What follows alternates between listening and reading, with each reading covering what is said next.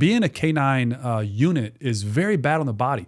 We often train in dilapidated places. We often train in old county buildings that probably have asbestos in it.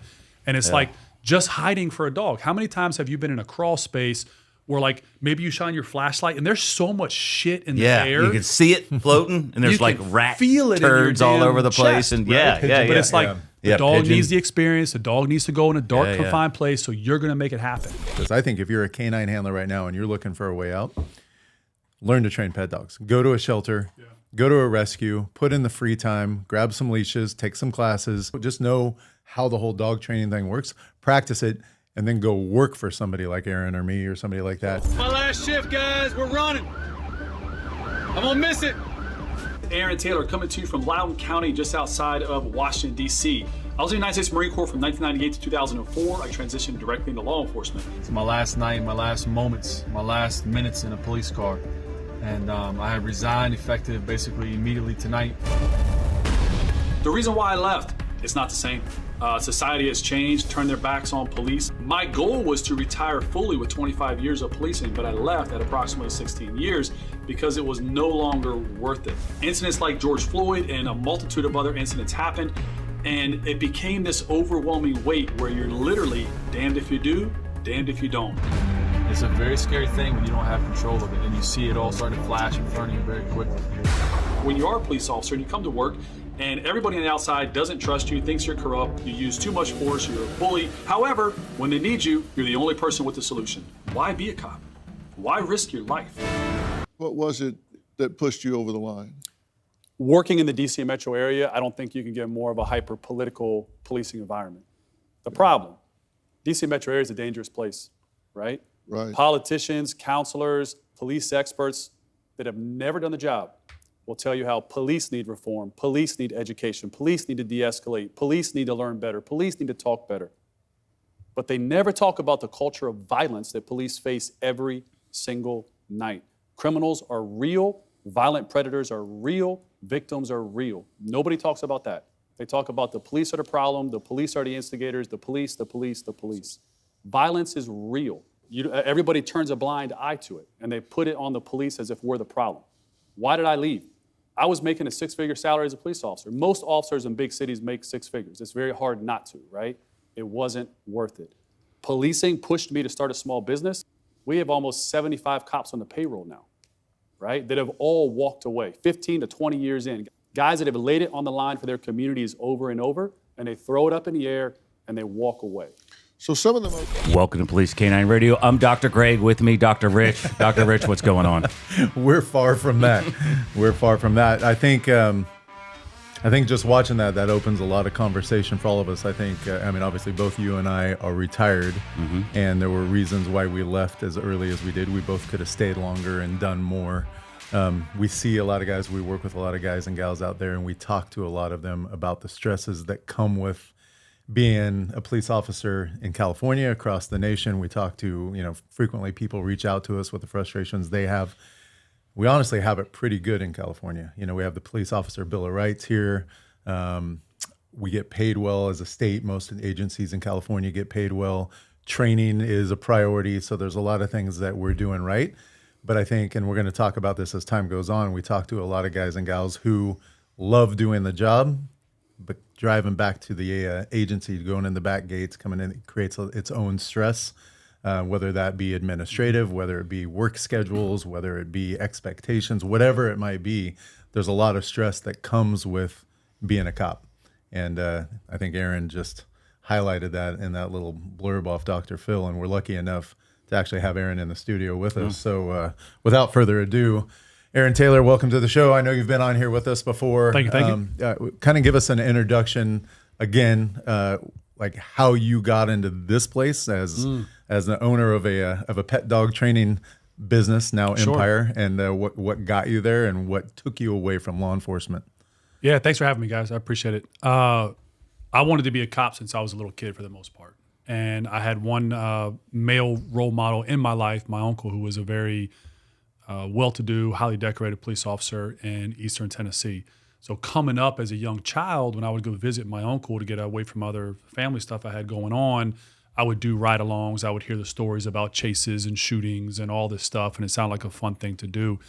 So graduated high school, obviously, joined the Marine Corps, did 6 years in the Marine Corps, got out of the Marine Corps, and immediately transitioned into law enforcement. I actually had the job from Loudoun County in Virginia waiting for me as I EAS'd out. So I went on terminal, went to drop, hired on with Loudoun County, and basically transitioned directly from the Marine Corps into a 6-month police academy, which when you're coming directly out of the service into a hardcore, challenging 6-month police academy, you basically feel like you're on a vacation, right? It's like the simplest thing in the world. And you hear about, a lot of the academics in police academies and how hard it's going to be. And then you get in there and you're like, this is relatively simplistic if you can complete a sentence and read a book, right? So we do 16 years as a police officer. And in the course of my career, I started on patrol, went from patrol to community policing. Community policing at that time in our county was a street crimes unit. That's all they did. From community policing directly over to narcotics. And I spent 4 years as a UC for the county. And then after I left narcotics, I spent the entire rest of my time on the full-time SWAT team and K9, ultimately retiring from K9. Now, I worked in a great department. It was a horrible department as far as internal politics, I had a great career. So I'm not bashing policing. I think policing is the most noble, service-based career you could ever do, but I think it's a young man's game. And I think it's a career that changes so dynamically, so politically quick that if you don't have a proper exit strategy and you can't do it on your terms, the chance of you in 2025 making it a 25 or 30-year career is dramatically lower, right? When I started with Loudoun County, everybody who was like an FTO, a senior, it's a relatively large department, about 1,000 people, so it's not really large, but it's not tiny. Everybody was senior. You had guys walking around 25, 30-year, 35-year deputies that were just senior. You couldn't tell them nothing. Salty. That's it, right? But good street cops. They could teach you everything. I'm telling you, when I left Loudoun County in 2018, FTOs were 2-year officers. 2-year officers. Yeah, we're seeing it. This is insane. Yeah, right. It's going on today. Like, it's really crazy when you actually stop and step back and you like, who's leading who, and then we get into the aspect of policing to where. And K9, the little bit that I've went around with K9s United and traveled, and the little bit I've traveled for other things with Blue Line and stuff, you start seeing when you go to these agencies, and this will play off what I just said, odd things happening, right? So with you guys in K9 and all the work that you do there, you see a lot of dogs and you see a lot of officers where you're like, how in the hell is that person doing that? And then when you ask that person, you're like, they'll tell you, oh, well, Larry told me. Well, who the hell is Larry? Well, Larry's our trainer. Where did Larry come from? Oh, he was trained by Mike. Who the hell is Mike? Mike's the guy that started 2 counties away, and he started who trained Mike? Oh, Eric. Where did Eric come from? Oh, well, he was a retired SPCA officer that the sheriff's office hired. But that's how it happens, though, right? And when you really start peeling back the layers of the onion, you realize, man, like if we don't get our handle on this thing called law enforcement here pretty quickly, we're going to lose the professional element of the profession, right? You hear a lot of people say that law enforcement is not a professional career. It doesn't meet the standards for that. Well, it's like, well, who would accept that? Do you want it not to be a professional career? Of course it's a professional career. But we don't always look at things from a professional mindset, right? And that's where, for me personally in law enforcement, and I heard you saying this, or maybe it was the gentleman we talked to before the show started, but he said, I checked the box on SWAT. I checked the box on this. I checked the box on that. And there wasn't many other options, right? So for me in my career path, I chose master deputy route. So you can choose promotion route like my wife did. She went sergeant, second lieutenant, first lieutenant, station commander, blah, blah. Or you can choose the worker route. Deputy first class, master deputy, senior master deputy, these things. So I went the master deputy route. Well, and a lot of our handlers, and it seems to be like, that isn't the path to promotions. And we even joke about it, right? To K9? Yeah, like if you're going to K9, like, that is your that career. is your profession. Correct. Like, And that's where you retire from. Yeah. Right? And a lot of us. For me, once I got to master deputy and I maxed out, I was at the same pay band as a senior first lieutenant or a low-level captain because you can get pretty high. And then it's like, well, shit, I'm maxed out here. I have zero intent on going to be a supervisor. I have zero intent on leaving the special operations division, I had started the small business in the background. And, you know, I had started Ridgeside K9 as a side hustle. We can get to why I started that in a minute if you want to. I started as a side hustle in 2015. I made it an actual business, an LLC, in 2016. And then August of 2018 is when I walked away from law enforcement. And all the way back to 2015, 2016, when I started Ridgeside K9, I had a vision of, I'm kind of over being a cop, right? I had 6 years in the Marines. At that time, I had 14 years as a police officer. I already had 20 years of service checked. And I honestly wanted to go be a park ranger. I just wanted to be kind of left alone and go hiking and just not do something, but I didn't know how to facilitate that financially.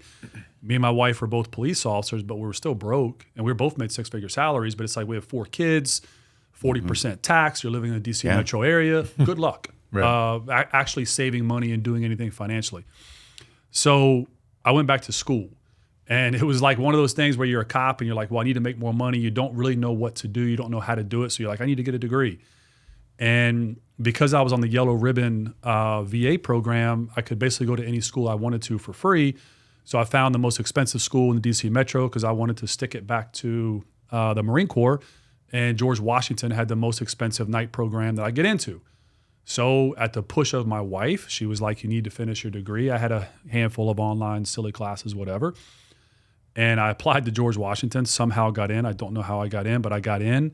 Somehow I graduated with honors. I don't know how, but that did happen. And I got a degree in the science of policing and homeland security. So the basis of it is psychology. It's the science of policing. Why do you commit crime? Why don't you commit crime? I had a great time in college. I had a phenomenal time in the Marine Corps. I had a great time as a cop, and I had a great time in college. But I got a degree. I'm back in the department, and my department was great. The VA paid for it. The VA paid George Washington. The Marine Corps GI Bill paid me $2,000 a month to go back to school. The county allowed me to drive my K9 Cruiser from our county into DC 3 times a week to go to college campus. It was amazing. I have no ill will about that stuff at all whatsoever. The problem, I get this amazing degree from this prestigious university. I go back to my department. The most that's ever going to get me is a 5% raise. That's it, right? That's it. Okay, so maybe a 90-cent raise on top of my salary, not nominal. And so then I said, well, now I need to start a business. And I went through a couple different businesses. I had small businesses as a child, as a teenager. So I wasn't afraid to try to grow a team and monetize it and scale it. That I can do in my head. But I had never done it with adults where there's real money on the line, where people are believing in you, where they're quitting 6-figure government jobs to come work for you on the premise that maybe there's more revenue here. That part I didn't know how to do. So I had to learn it. And I started a couple small businesses. They all failed for the most part. At that time, being a police officer, investing $7,000 to $15,000 of saved money into a business idea and watching that go to zero in 2 months, you're holy shit. There's a lot of money, and that's a lot of money now, but I could barely afford it back then. I was depleting savings accounts on business ideas, all while I was training dogs as a hobby, literally for free, as a hobby. It was my own mental health thing. I was just friends and doctors, neighbors, all these different people would come by and I would do this silly stuff. I was making YouTube videos at the time on a very popular, I had the first iteration of Ridgeside K9 on YouTube. I had almost 100,000 followers. Wow. Yeah, What year was this? 2014, 15, when I would do silly dog videos. Yeah. I had a couple of Malinois and I would do funny stuff, making them work out in the gym. They'd pull the weights. And okay. I could pull Are they videos still out up there? Yeah. Should we overlay some of these? Yeah, we're going to overlay some of these videos in the background so if you're they're all watching us on reposted, YouTube. and I'll get to why they're reposted now. So they're on my YouTube channel now, but they're all had to be pulled off another channel and put on there. We'll get to that in just a second. So I was making these workout videos with a Malinois, and Malinois don't need to work out. We don't need to have them. They don't need big muscles. No, you know what I listen, mean? When you see these videos, I have my dog on the lat pull down machine jerking a 150-pound lat pull down. What? I'm doing pull-ups, and you just tie a Kong to the carabiner, and let him hang on the Kong and just bounce the stack off the Kong. No, I'm serious. They're all on YouTube right now. It's pretty cool, but it makes your dog's grip ridiculously strong. Or it breaks your plates. No. It's fine. It's a public gym. I'm not saying do it with your own equipment. Oh, there you do it go. with the department's equipment. It was a department's gym. Perfect. Yeah. Weight drags, have them run around the block. It's like a CrossFit type thing. No, that's what we would do. Okay. You would have them. You would use the track and field jumps. What are they? Yeah, hurdles. Hurdles. Yeah. Jeez Louise. We would set out hurdles. So dog would have a harness on. Okay. Make a dog jump 3 hurdles. It's obviously very simple. Dog goes over. You have a sled pole with a carabiner. As soon as you hook the carabiner up to him, throw a Kong, pock him. He chases after Off the they go. Kong. Yeah. While he's dragging a 65-pound sled. Yeah. Gets to the end of it. You unhook him. You make them run over to the weight pull down, and then you have a Kong hanging there. They jump on a Kong and grab it. You start doing pull-ups, and they start jerking that damn Kong. It's really cool. Hey, real quick, listeners, we will have the link to YouTube. We're gonna have these videos Oh, it's on there. as we're talking, and You're gonna love we're gonna post. Yeah, I love okay, it. we'll And put the links. this is because I'm sure we're going to get into this. This is the good side of your relationship with your dog. There was also a point where there was some conflict. Big time.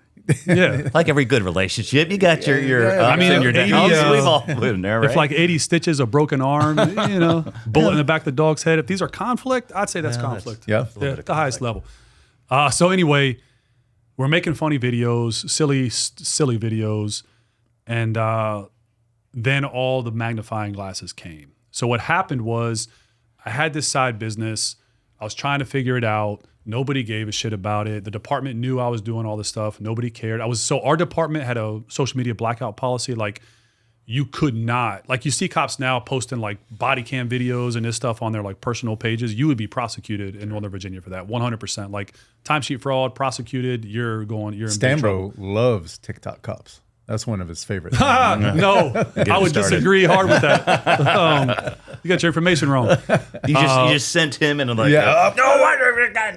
Yeah, but that was always crazy to me, and you see a lot of young cops doing that now, and it's like, man, you've either never been sued or you've never been in a bad like court case to where every minute and every word is being dissected on the stand, right? Yeah. So, long story short, I never had cop videos public, but I always had these funny videos. Nobody cared. Then all of a sudden, the YouTube channel blew up overnight, and I was making maybe $5,000-$6,000 a month off that channel in a short amount of time, which at the time was like big money for me. It was huge. I mean, as a cop, like all of a sudden you have the side revenue coming in. You're like, wow, this is cool. And then I was pulled into the admin office one night, and I'm on shift. I was on an attack team, and I get the county is decentralized. So you have all the different stations and you have admin, right? I hadn't been to admin building in probably like 2 years. Like, there'd be no need for me to go to that admin building. So it's a big office building, like massive building. And I get this call on my CAD, pops up, hey, they need you to go to admin to the 3rd floor. So I'm like, well, that's not good. Like, that's never good. Yeah. They're not calling you into like, hey, we Yeah. appreciate you doing a good job. no. Yeah. That never happened in 16 years, not one time.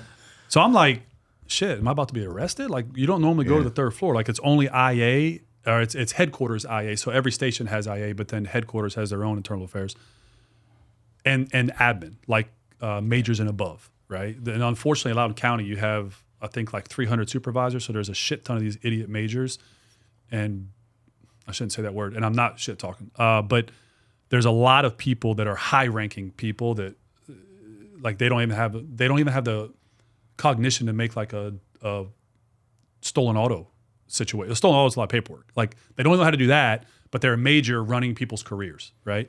So I get called in, and this awesome individual named Major Park, no ill will towards him, he was just doing his job, but he basically says, you turn the YouTube channel off, or you're going to be investigated and prosecuted. And at this point, was there any nexus between your channel and where you worked with the agency? Zero. Okay. Yeah. But it was considered side employment because I was being compensated.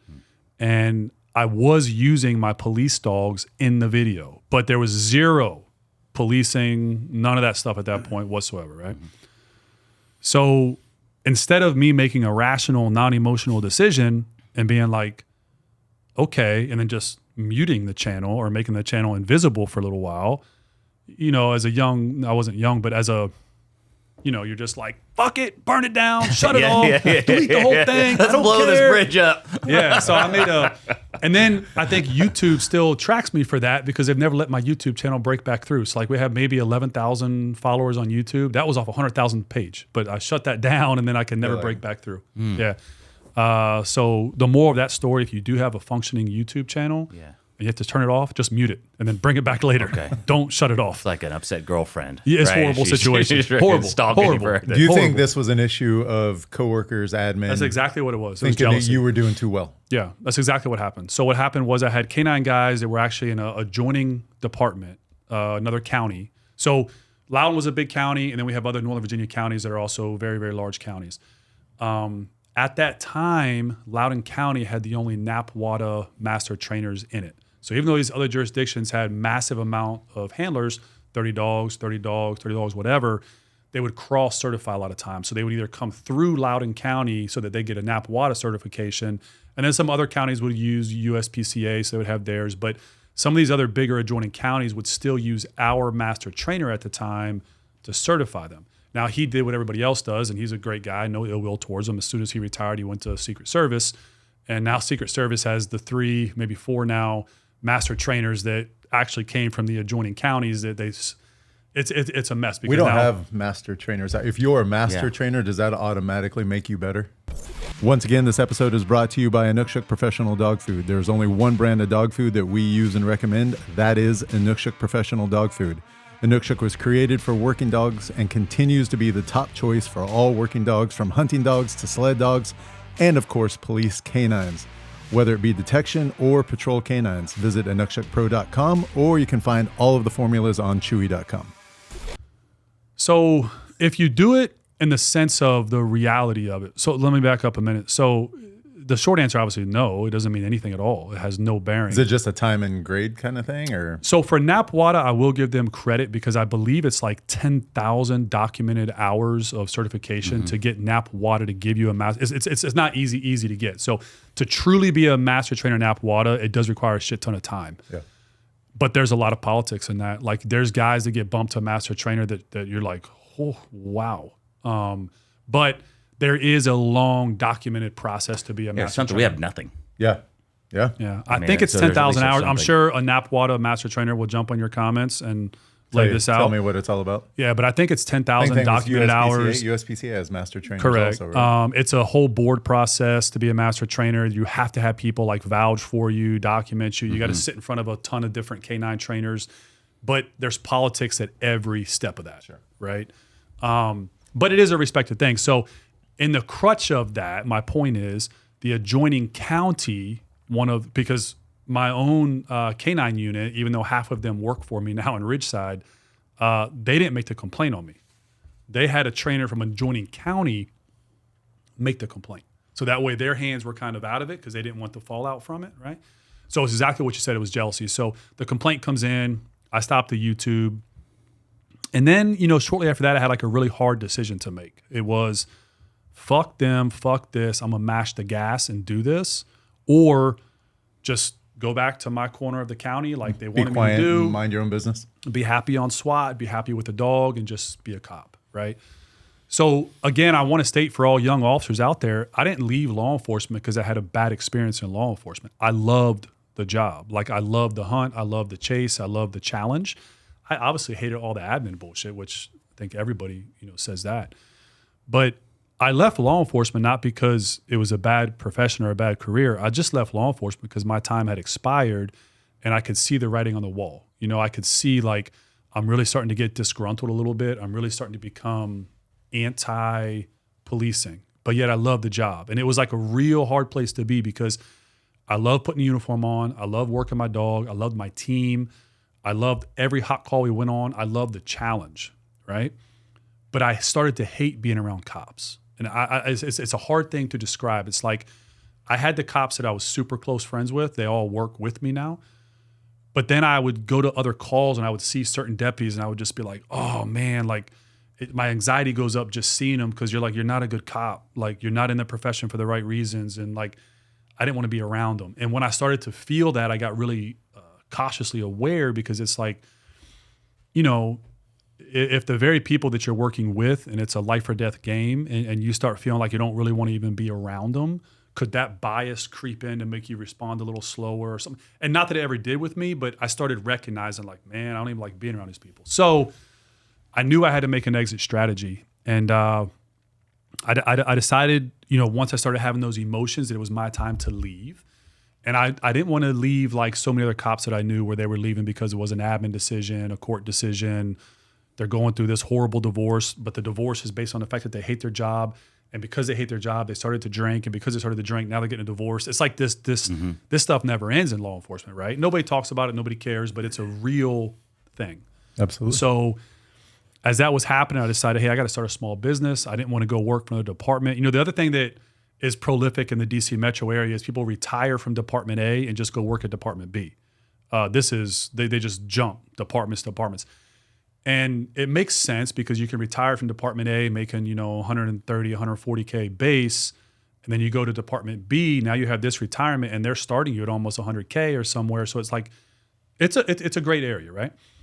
But that wasn't me and that wasn't on my agenda. I didn't want to leave Department A just to go to Department B just so I could shit talk Department A and do 5 years here, get vested, and then go over here, get vested. This is like this. It's not a scam, but it's what a lot of people do, right? And what I saw at that point was that every cop that did that, they weren't happy. They didn't get any happier? No, they they were really disgruntled. They're like mentally unhealthy, right? It's not even like a lot of cops are physically unhealthy. I think we're going to talk about that in a minute, but it's like it's not mental illness. It's like they are mentally unhealthy. They're not happy. They're constantly upset. That stuff eats away at you on the inside. So knowing that, I said, I need to exit law enforcement. Like I said, I had 20 years in the system at that point, and I wanted to get out. So I mashed the gas on the business. 2016, we took the hobby backyard business, made it to an LLC, and then it just took off. And there's an old saying, birds of a feather flock together. And when you're looking for clients, you can have 1,000 normal clients, or you can have like one Elon Musk. I normally say Oprah Winfrey, but now I don't quote her anymore. So you can have like 1,000 normal clients or one Elon Musk as a client. I'm gonna probably take Elon Musk and go from there, right? So the first client we ever monetized for Ridgeside K9 was a guy named Dr. Mesbahi in Tyson's Corner. And Dr. Mesbahi in Tyson's Corner, who lives in Arlington County. So the Northern Virginia area is kind of mixed up. If you're from there, they'll understand. It gets a little confusing. Mesbahi was a prominent plastic surgeon. And he found me off YouTube. I was doing a silly video with a Malinois, and the dog was in a gym, working out. He saw it. He had a German Shepherd. He wound up contacting me off of that and saying, hey, can you train my dog? And that's kind of where it started. My first 12 clients were all plastic surgeons. The reason? Birds of a feather flock together, right? So we bang out that. I was only charging $500 for a month at that time to put a dog in. But again, I'm doing it from the optics of I'm a cop, right? Like $500 a month extra to train that dog? Like, fuck yes, I'll take that money all day, right? And we did one dog a month, and the following month we did 2 dogs. And I'm like, bro, I just brought in $1,000. That's 3 trips to the grocery store and a cell phone bill, right? Like that's like a big deal. Yeah. Following month, we did 3 dogs, brought in $1,500 a month. And that's where the seed kind of got planted. And what I told myself was, the moment I make my government salary doing outside dogs, I will resign. And I hit that number really pretty damn quick, actually. So we hit that number in about a year, and I was too scared. I was like, nope, not walking away from this government job. I got my retirement. I got health. I got benefits. Everything's good. And so I made a new benchmark, and I said, when I double my government salary, I'm going to walk away. Doubled it. I was too scared. I was like, this can all fall apart How tomorrow. many dogs are you training a month at that point?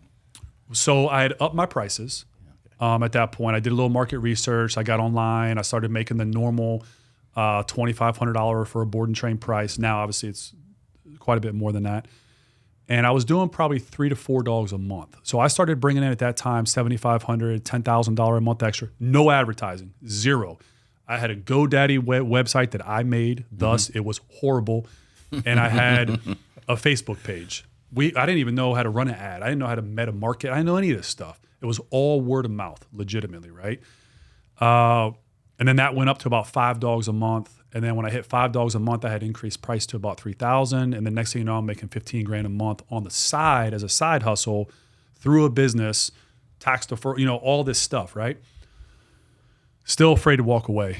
And the night that I resigned from law enforcement, it was a fantastic night. Like I can remember it like it was yesterday. It was a great, busy night. I think I had like 9 K9 deployments that night. Loudoun's like every other big jurisdiction. You just run from hot call to hot call to hot call to hot call. So if you're fortunate enough to be in K9 in a big jurisdiction like that, you don't do any other K9 services. So it's not like K9 guy, like some of the smaller cities in the county, they would still cover call for service with a dog, right? We didn't do that. So it was a great night. We had a couple violent calls, couple good deployments, and I was sitting in my car and I was actually running code to another stupid fight call. And I'm like, what am I doing? Like, I'm running code all over this damn big county all night long, 100 miles an hour to here, 100 miles an hour to here, 100 miles an hour to here for pennies on the dollar. And I'm like, back at my house, as I'm in this patrol car, I've got enough dogs there to make 15, 20 grand this month on the side, but I'm doing this to take home $2,000 every 2 weeks after taxes, after all the deductions and all this stuff. And like, what am I doing? Right. And I was like, I've got to quit. Like, my heart's not in it. My heart is in the job, but my brain is not in the mission. Does that make sense a little bit? For sure. I don't know if I'm saying that right, but yeah, I think that makes sense. My heart wasn't in it. My heart was in it, but my brain wasn't. And I resigned that night. And what I didn't want to do was be that cop. So we all know old cops that talk about they're leaving or talk about this, but they never do anything. Right? Or the guys, and this happened with 3 guys that I know that were in drop. They had 6 months left or less, but they're still hustling the street and working the dog. And you already know what happens. The bad chase, the blurry deployment, the shooting, like a lot of things can happen. And then it's like, bro, you had 3 months to go and you jumped on that scene and you forced yourself into, and then boom, right? But as a proactive cop, you can't not be involved. Like you're not going to say, I have 2 months left. This cop is screaming a signal 1 on the radio. Of course you're going to go. You have to go, right? So I always made that rule for myself of when I say it's the time to go, I'm quitting right then. I'm not doing a 2-week notice, not doing a 3-week. I'm done, right?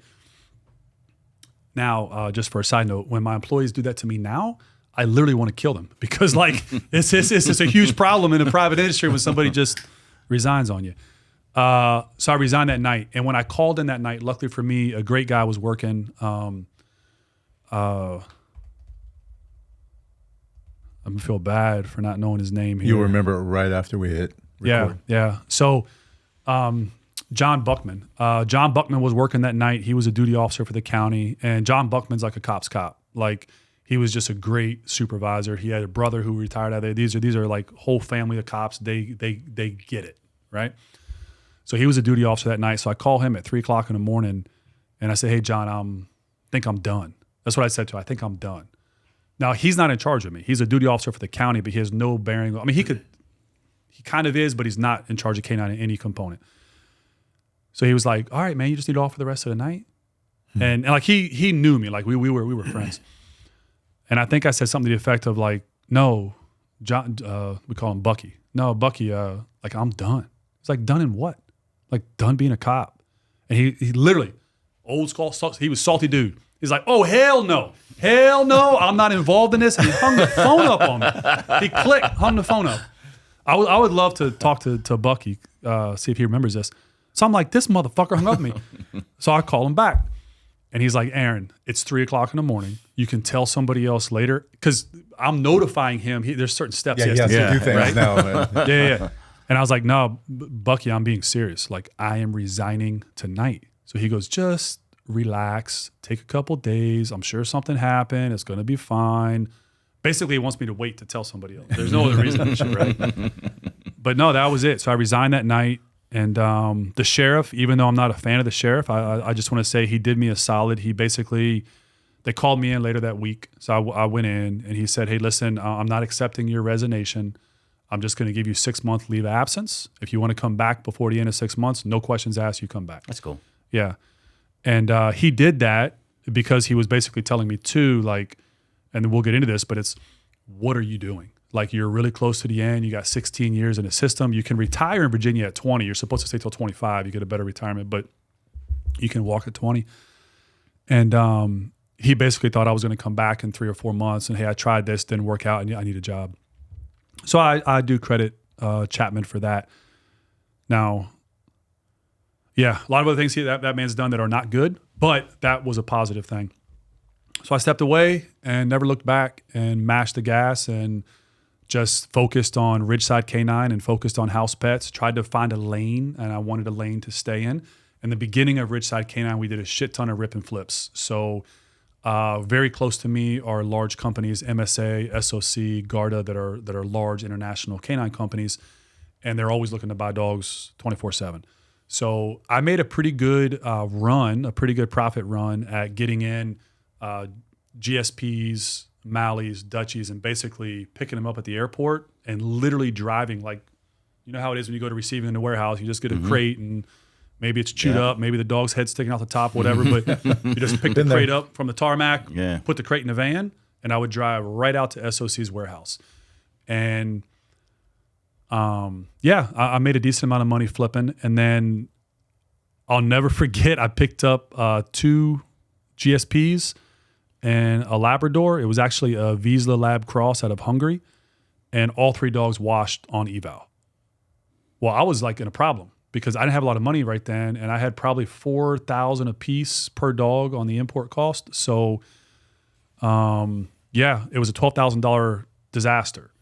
And then when that happened, and now I'm sitting on these 3 dogs and they won't buy them.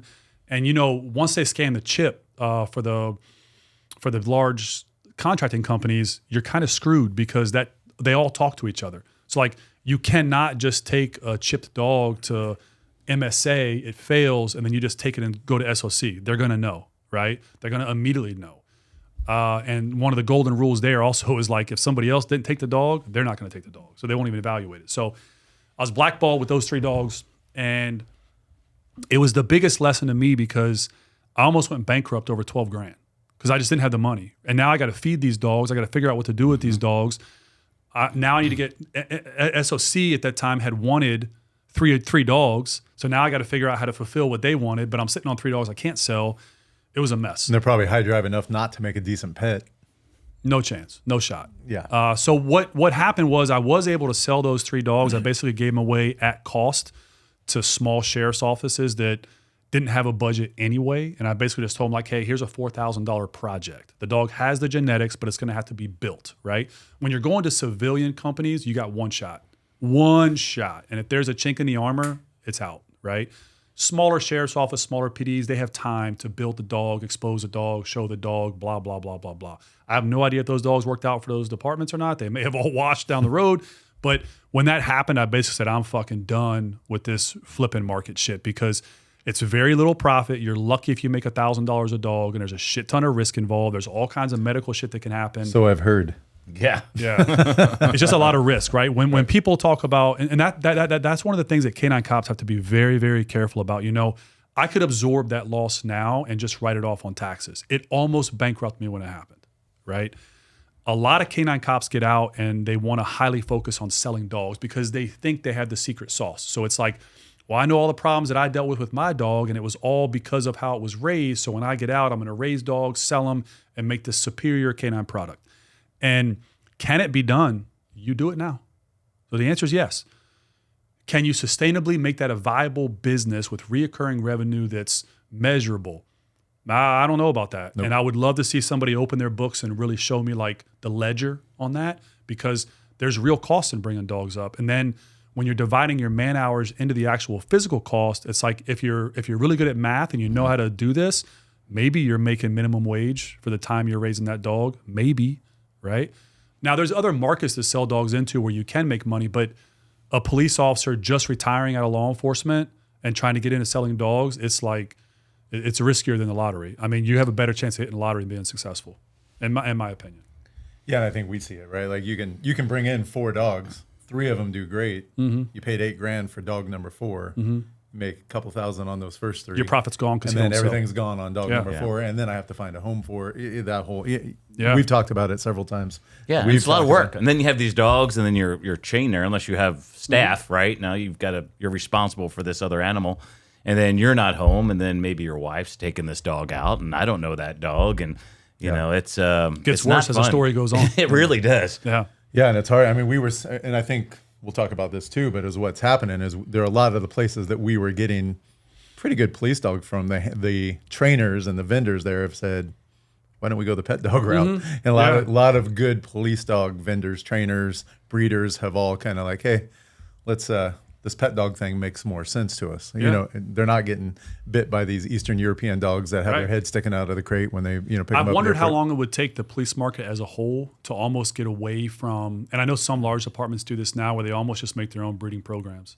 And it's like, hey, if you have a large department when you need 50 dogs and with 50 dogs, you have a replacement rate of 8 to 10 dogs a year, do your own thing. That's what's cool. The RCMP, we talked to some of they have a puppy program where anybody who's an aspiring handler has to raise a puppy. And then Makes total the sense. handlers get to choose from the dogs that successfully are raised. Who is this? RCMP up in Canada. That's amazing. Yeah. So you can't become a handler unless you've raised at least one dog, but I think it's several dogs. So think about this. It's funny you say that. When I was given my police dog, there was zero pre-briefs, right?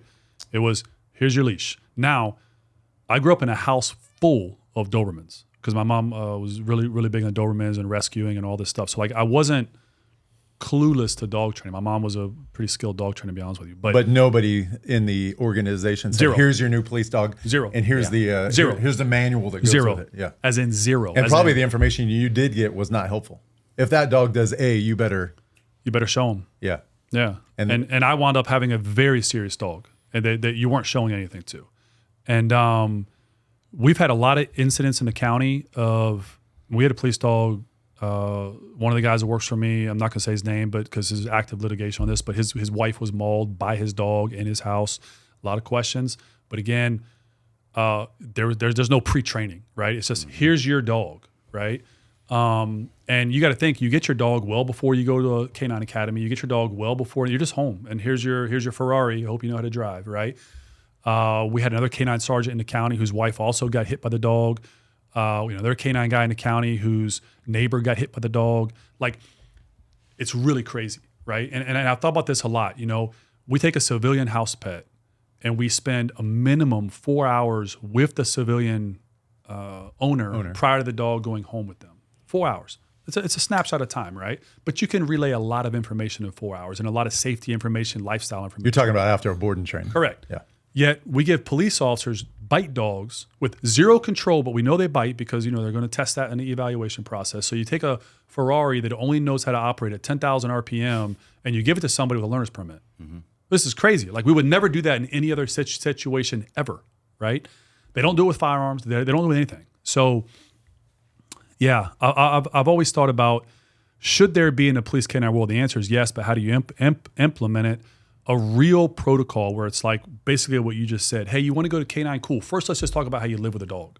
How do you live with a dog? Well, raising a puppy is a great damn way to learn that, right? And then, you want to come to K9? Let's talk about how you're housing this dog, right? You guys in California have laws about police K9, how you house them. Those laws don't exist on the East Coast at all.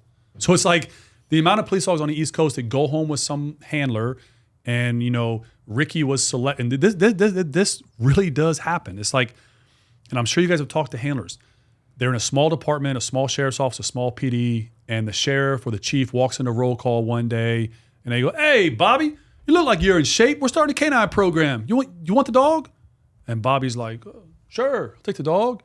And Bobby has never owned a dog a day in his life. Mm-hmm. And the very next day, he brings home this Malinois, this Shepherd, this Dutchie or whatever, and he's told, "You got to handle him like a police dog. This ain't a house pet. So make sure he's in the backyard in a cage." And next thing you know, Bobby takes his new Comanche dog out and puts him in a 6x6 kennel. And 2 hours later, the dog is over the top, running loose, bites two neighbors. Finds a toy in the backyard. That's right? it. And then now it's on. Right. And Bobby's like, I didn't even know what I was doing. Right. And it's like, that's real. That shit happens all the time. I think that's one of the biggest things that we do is we get like, hey, you're getting this dog. This is how we want you to live it. You're going to hand feed it for 2 weeks. It's going to stay in the backyard. It's going to be in the kennel with a roof, or it's going to be in the crate. Your wife isn't going to touch it. The kids aren't going to touch it. You're going to create a relationship with this dog. No bite work, no toy work. Clear the backyard. No soccer balls, no tennis balls, nothing. Just you, dog, and food. And God forbid he bites somebody, we're going to show you how to take your dog off a bite properly. We're going to give them a couple ways to get their dog off of a bite. But even then, right, there's still growing pains because we're talking young cops have a couple years on, not a lot of experience. Several of them didn't grow up with pets. Mm-hmm. And now they're getting a serious dog. Yeah. And then we take it a step further. We just did a podcast it was called All in the Family. And we had the dog with like in the Archie bunker. Only the three of us know I don't know that if you know show. Archie Yeah, Bunker. it's usually we don't It get is, yeah, it's probably, you're right on the cusp of that. So 46. Okay, yeah. Have you heard of Archie Bunker? I heard of it. All right. I just got to use my Reruns. barometer. Reruns. Yeah. And it was the education of the family. Because, right? Because, like, just what you're talking about, like, they don't know what they're getting into. They've been drafted, and now you're a family member that has a police dog in your backyard. And we get it from handlers all the time. Like, well, my wife wants me to bring the dog out, and I got the kids and this and that, and I've got other dogs, like all of these things. And I know we have handlers out there today, probably this week, that have picked up their dog for the first time and have not been briefed on anything. No clue. Like you said, here, take him home. Don't be dumb. Report with him on Monday. Just flip the narrative on that. And like I've always talked about with fast cars, just flip the narrative and say, hey, we're going to take a 22-year-old kid, give him the fastest Porsche we can find, but the kid just came off a learner's permit. And if you said it like that, people would be like, that's ludicrous. That's insane. But we do that exact thing in K9 with High Drive Mountain Walls, And a lot of problems happen, and a lot of problems could be avoided. But I don't know how we went down that rabbit hole. Well, we were talking about the way that you ended up in having a private business doing dog training. Yeah. And what took you there, the decision that you made, and I think I want to know from you now, because you brought a lot of cops migrated your way, and so obviously you had a little Pied Piper effect, right? Like, hey, Sure. Aaron looks like he's doing it, and it looks like he's enjoying it, and he's not having the same amount of stress that he was having as a cop. Stress comes later when the business grows. Then you get the stress comes back. But there was a point. But it's good stress, though. Yeah. What inspired them in your mind to kind of follow that path? And we talk about this. We know law enforcement's different across the nation, but there's a lot of things that were happening on the East Coast, definitely at that point. Well, I mean, we've got a lot of listeners that might be listening to this going, yeah, man, I'm there, right? I love what I do. But mentally, and I think we've all been there because we've all made the decision to pull the plug at some point in time. It's like, no, it's time to go. Right. But, where are they going to go? And so, what like Rich said, I think the original question was, what was the catalyst for some of the guys that have left law enforcement or now with you? And, what are these guys' options? So the greatest honor that I have, period, is when cops that I worked with actually come back and work with me, right? Because to me, one of the hardest things, and I know Stambro has talked a lot about, like, relevancy within law enforcement, right? And when I talked to Eric, he obviously has probably double the years of career that I had. He is very relevant in law enforcement when it comes to cops, like street cops, right?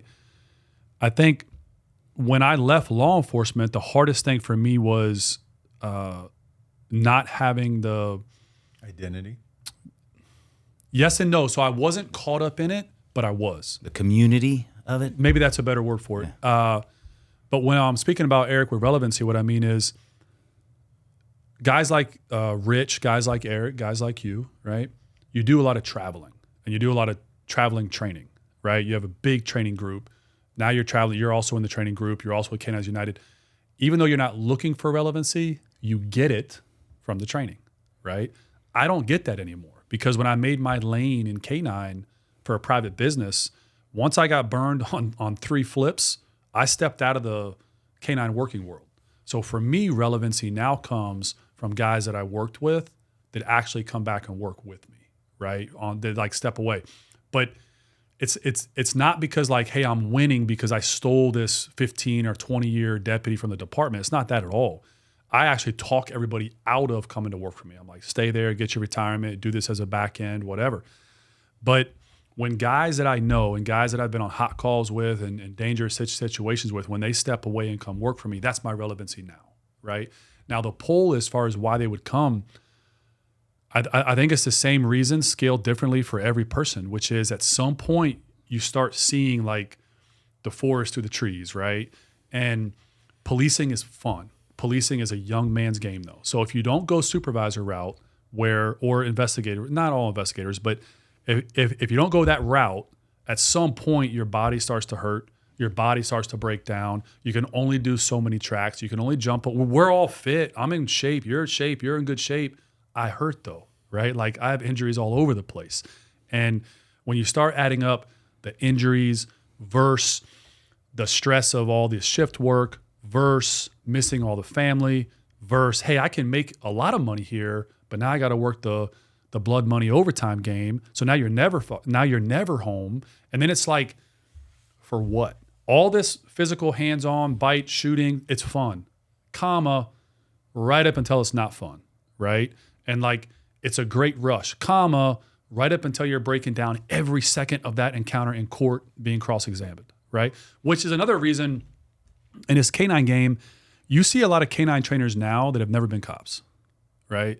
And they're teaching tactics. So it's always this interesting thing where you go, hey, there's these different organizations that go around and teach K9 training. K9 United is one of them. K9 United, though, was founded by cops, managed by K9 cops, and is typically all the instructors, but a handful are either active or retired K9 cops, right?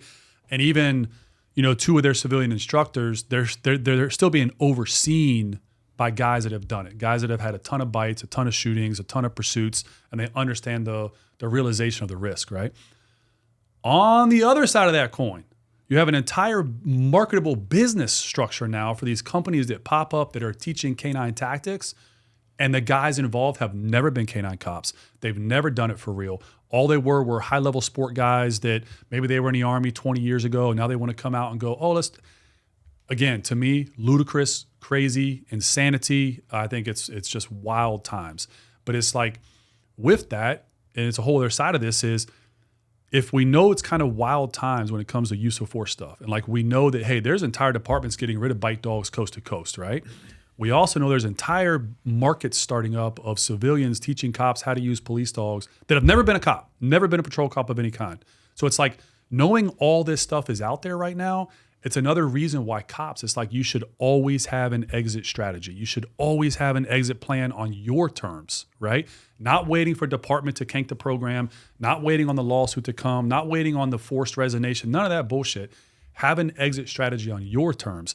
And that's where I push this to cops all the time. While you're a police officer, you should be a fucking expert in everything you do. Working the dog, case law, you should know that shit. And if you don't know it, shame on you.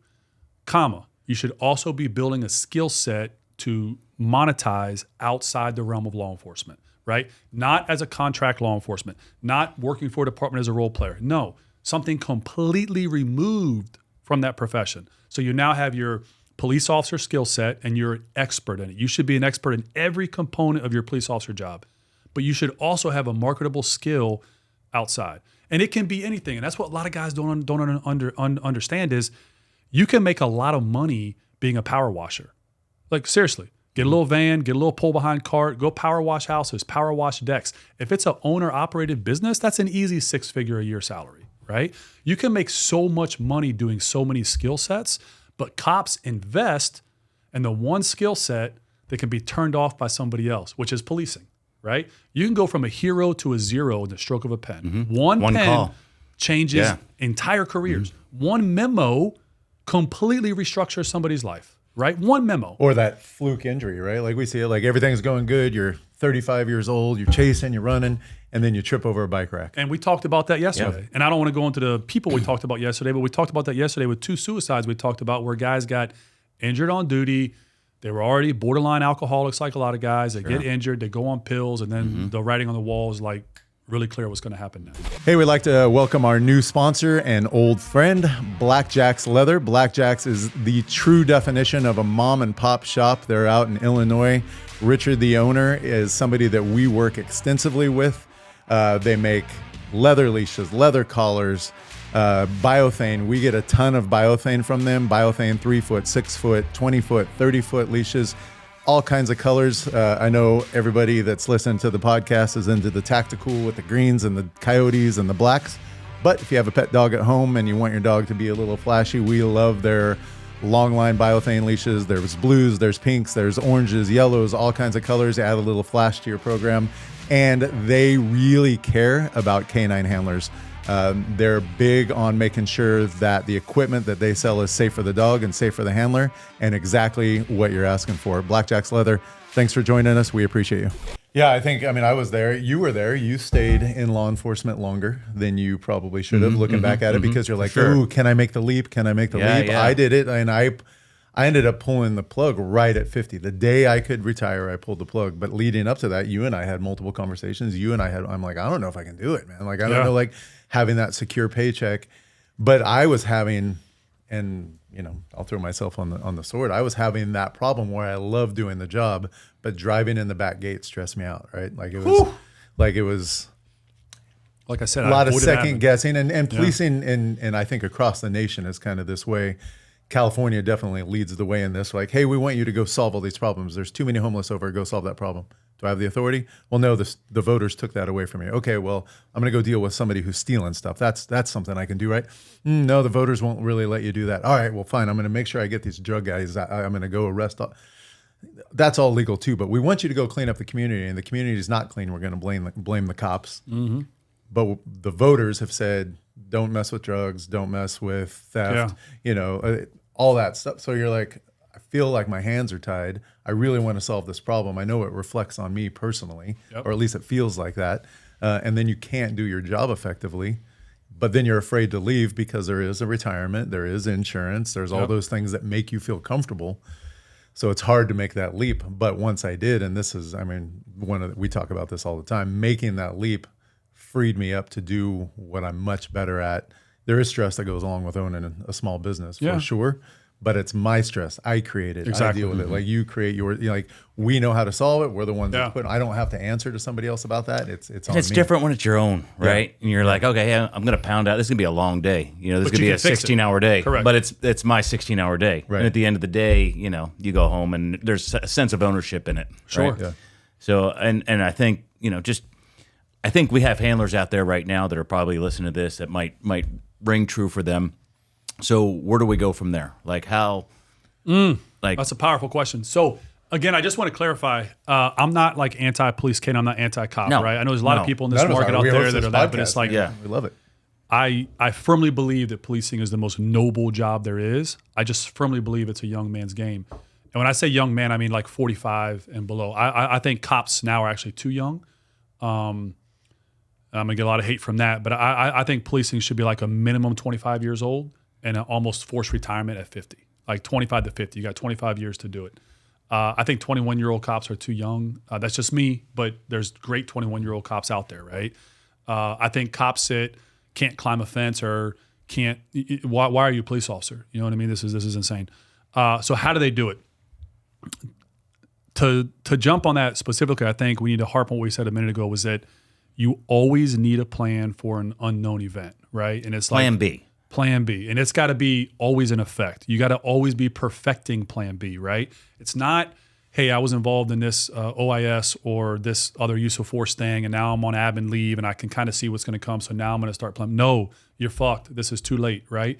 You want to start having your Plan B immediately. Now, your Plan B, and a lot of people need to recognize this, not everyone should go into business for themselves. As in like 99% of people should not. But Plan B could be for those that don't want to go into a small business. Do you have another skill set so you can go work for someone else outside the realm of law enforcement, right? And I think that's where a lot of cops need to start, which is like find a skill set, find something, have a plan for outside law enforcement. Now, where do cops monetize amazingly? Communication. Most cops are great communicators. They really are. They don't think they are. They'll tell you, fuck the world, FTW, I don't want to talk to people. I'm on midnights for a reason. Okay, blah, blah, blah. They're all good communicators. And, as somebody that employs a lot of cops, cops rarely get communication in the civilian world, or rarely get complaints in the civilian world from communication because they're great gift of gab, right? They get complaints for a lot of other shit. So it's, do you have a skill set that you can monetize outside of law enforcement? For most people, that's going to mean working for someone else, okay?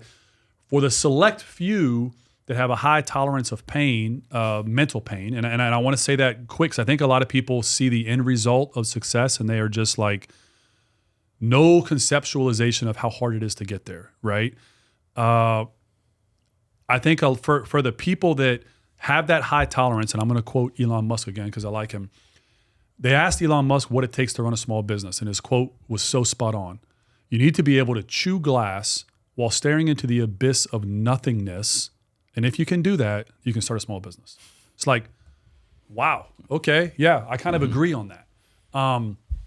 if you can get out and start a small business and you're in the canine world now, then house pets are a great way to go, right? And I don't want to say this as if I'm encouraging people to start a canine business because most of them are unsuccessful. Most people that start a one-off dog training company for pet dogs, it's out of business within 12 to 24 months, completely out of business. And the reason for it is not because people don't have the skill set to train house pets. It's because they don't have the mental headspace for everything else that's outside of the scope of training, right? And, you know, if you ask me, the most stressful part of everything we do at this point in the game is just staffing. Like, staffing keeps me awake at night. Staffing is hard. Staffing costs a lot of money to pull good people to work for you, right? And for a lot of cops that work for me, they could absolutely be phenomenal business owners, but they don't have that drive, right? They want their schedule organized. They want to know when they're getting paid. And in that concept, getting out of law enforcement, working for somebody else, whatever it is, drywall company, diesel shop, you're the front desk guy, whatever it is, just start looking at something you can do to get out. If you have the mental threshold to start a business, though, that's the way to go. And I think once you work for yourself and you're not working for somebody else, it's almost impossible to go work for somebody else, right? Yeah. But it's just, do you have the threshold to get there? Now, in the world of pet dogs, I don't care what anybody says, you can make more money training house pets than you can training police dogs. Hard stop on that. Now, there are large companies that do it that are highly profitable. There's a high cost involved with that, right? Now, if you can be what I call a traveling respected trainer, meaning you want to get into K9 as kind of like a contractor or almost like a consultant, I think you can make a lot of money doing that as a one-off thing. Like, I don't think you advertise yourself enough on that. I don't think Eric advertises himself enough on that, or even Jay Nix at that concept. Right? I think you guys, as far as consultants, and like you're right in the same conversation where it's like, you could really monetize that if you knew how to do it. Go into a department. Don't worry about catching dogs, laying tracks. No, you go in, you restructure, you evaluate, you consult, and then you stay in a nice, climate-controlled hotel, and you leave after 3 days with no bruises, no accidental bites, or nothing else. Right? I think being a one-off dog trainer for police work that goes in and has a specialty. Hey, I can help you with bite work. I can help you with owls. Absolutely, you can make money doing it, but it's not a business. It's a job, meaning you can't scale that, right? Mm-hmm. Like, I'm not going to say their names, but there's certain guys that their only job is bite work, right? How can they scale that? How can you do it forever? And you're only one catch away from a career-ending injury, from your meniscus going, from your rotator cuff popping. So it's like, for some of those guys that are one-off anomalies, a Pat Nolan, for example, right? Pat Nolan is a one-off anomaly when it comes to distance control and all these things, but you can't replicate Pat Nolan. You see what I'm saying? He doesn't have 20 other Pat Nolans behind him. Correct. So it's Pat Nolan's business. When you look at a Larry Crone, right? Love Larry. It's just him. You can't scale that business. You just can't, right? So it's great for these one-off guys, but if they don't work, they don't get paid. If they do work, they make a shit ton of money. But at some point, if you're doing a business, you have to ask yourself, at what point do you want to stop working, right? At what point do you hand off it was like, I think we're okay. Pretty big commotion out there. Just an earthquake. We're in California. Nobody, we're used to them. Something's popping off. Welcome to California. So I think when you get out of law enforcement, if you have the vision of, man, I just want to train a couple of dogs on the side and just be a one-off guy, you can do that. And you can make a very good living being a one-off trainer, like a Larry Crone or Pat Nolan, or the list goes on and on and on, And I'll even throw in, I would throw respectfully Justin Rigney into that same exact component. Very skilled, very good one-off dog trainer, but very hard to scale and grow into a business, right? Basically, what I'm trying to tell guys, when you get out of law enforcement, if you build your business on the back of your own name, it's impossible to scale that, right? But these guys have one-off skill sets. Power biting, right? Justin kind of coined that and travels the world teaching that, right? Eric has jumped into a very marketable business of teaching e-collar without conflict, one-off skill. He can travel around and teach that.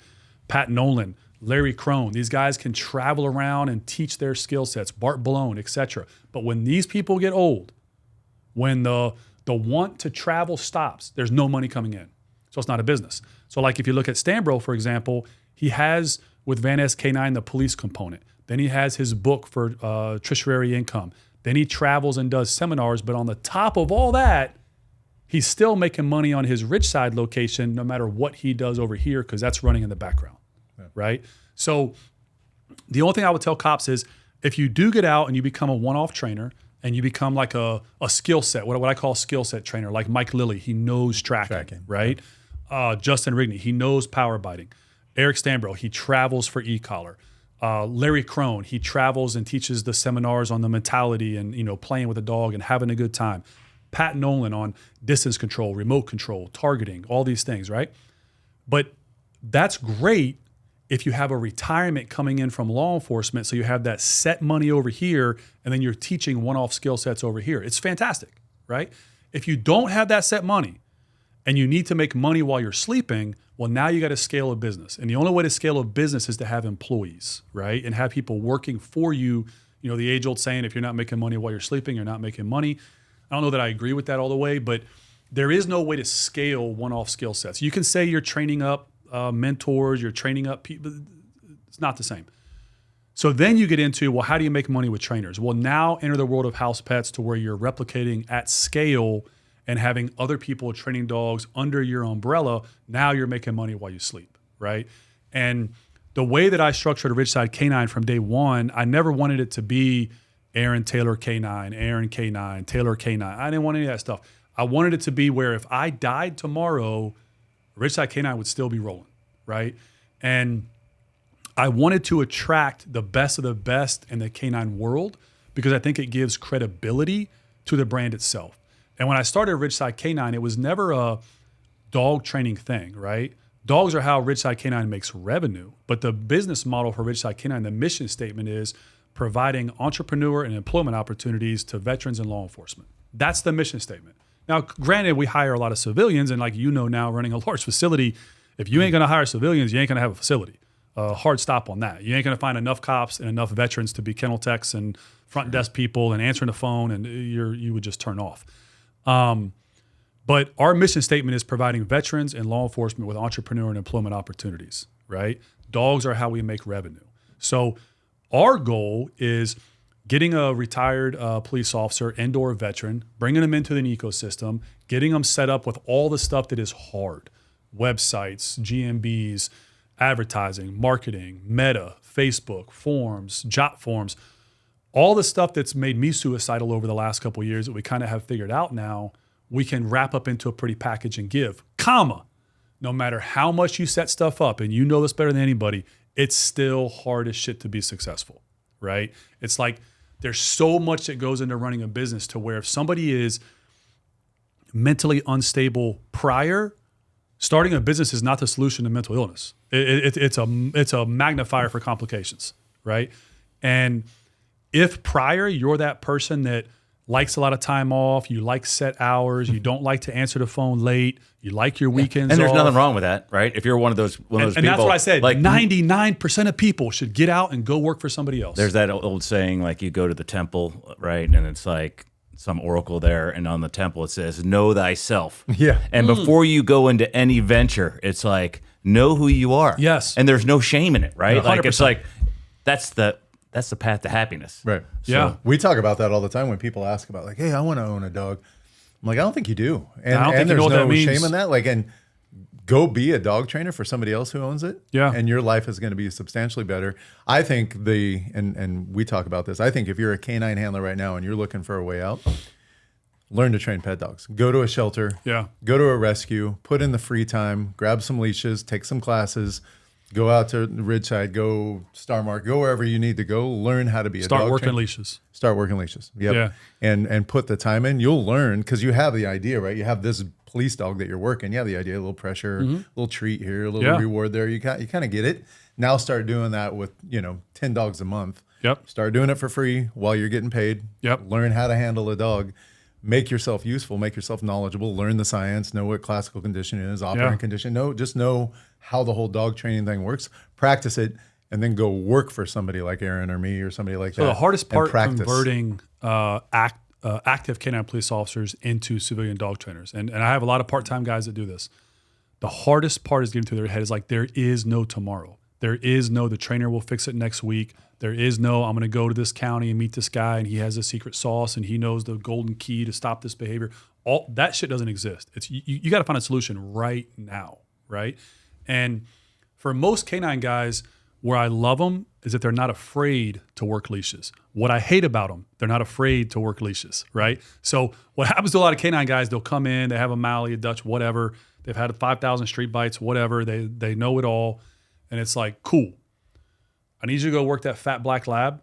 He doesn't want food. He doesn't want pet. There's no toy motivation of any kind. But hey, by the way, you got to teach him to heel. And for the last 7 years, he's been dragging his owner down the sidewalk in a harness.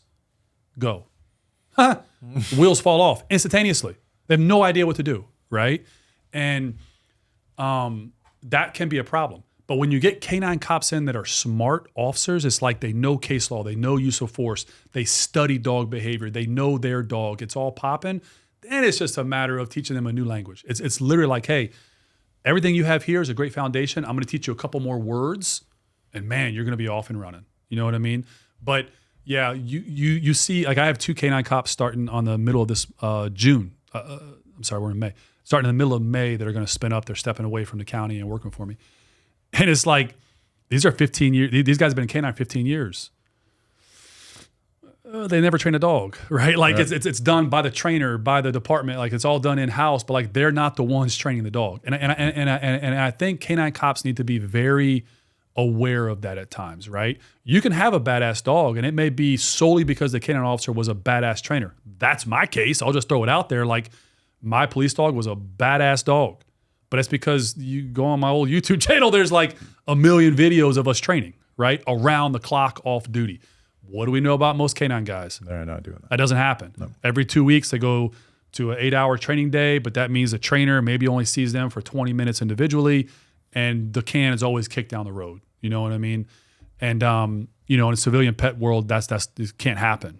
And there is actual accountability, and there's real accountability. And it's like, canine guys are notorious for blaming the vendor, blaming the region, blaming the importer, blaming the kennel that sat on the dog prior to the evaluator who selected the dog, prior to coming to your department and working under your trainer. There's all these things a canine guy can blame on the actual product, right? But they'll never look at themselves and be like, hey, dude, like this is you. It's your house. It's your lifestyle. It's your silliness that's causing these problems.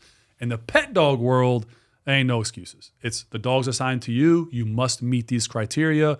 You must do it ethically. You must do it legally. You must do it within the confines of, if we record this, can you explain it to the owner? And if you can't explain what you're doing, then it's unethical and illegal. Like there's a hard stop on that for me. It's like, there is no, it just works because, right? Like that's a common answer with canine guys. Like, hey, how did you do it? It just happened, or it's just because, or the dog just understood. No, that's 100% not the fucking case, right? And explaining things back to somebody what happened, in my opinion, is what separates okay trainers from really good trainers, is the ability to orate, explain, and all this stuff back. Talk about how we can get cops into a better place, the pathway to that. We could talk about this for like 6 hours. These next 2 questions, and we're over an hour, so we're going to cut these kind of short. But the next 2 questions, these are kind of selfish, personal questions. And one of them is because there's 150 years of experience at this table in life, and we're all feeling We could it. be master trainers. We could be master. Maybe combine those hours out. You two need a little more time handling police dogs. So between us, we're 150 years old. What gets young guys? Because I know you're feeling it. I just spent the last couple of days with you. Yeah. Knee, shoulder, shoulder.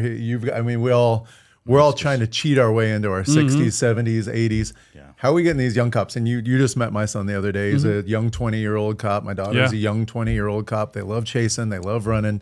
All of that stuff is going to lead to pain, right? Yeah. And how do you get young cops? How do you get young people in general? But we're talking to police departments, right?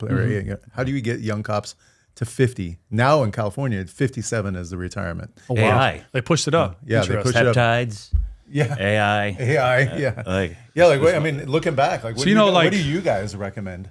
Hey, I'd like to thank one of our sponsors, Ray Allen Manufacturing. They've been engineering tactical and working dog equipment like harnesses, collars, leashes, for military police for over 75 years.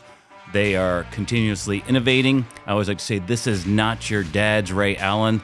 They are always looking for the bigger and the better. We get all of our handlers now in the basic handler course deal directly with Ray Allen. We get our harnesses, leashes, tugs, e-collars, gloves, Rec Specs, Hearing Dog Pro.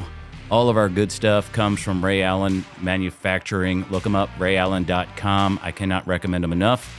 We only recommend people that we deal with, and these are good people, and they're in it for the right reasons. So because of that, rayallen.com. So with 2 kids in the military now, one son is a Marine and one son's in the Army, and I have a younger son who's a competitive weightlifter now, and like an older son who also plays soccer. Yeah.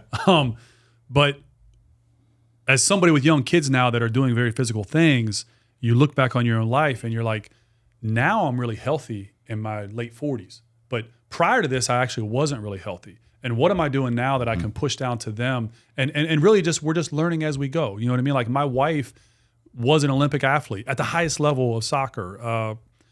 And her whole life came up was go run and jump in cold water.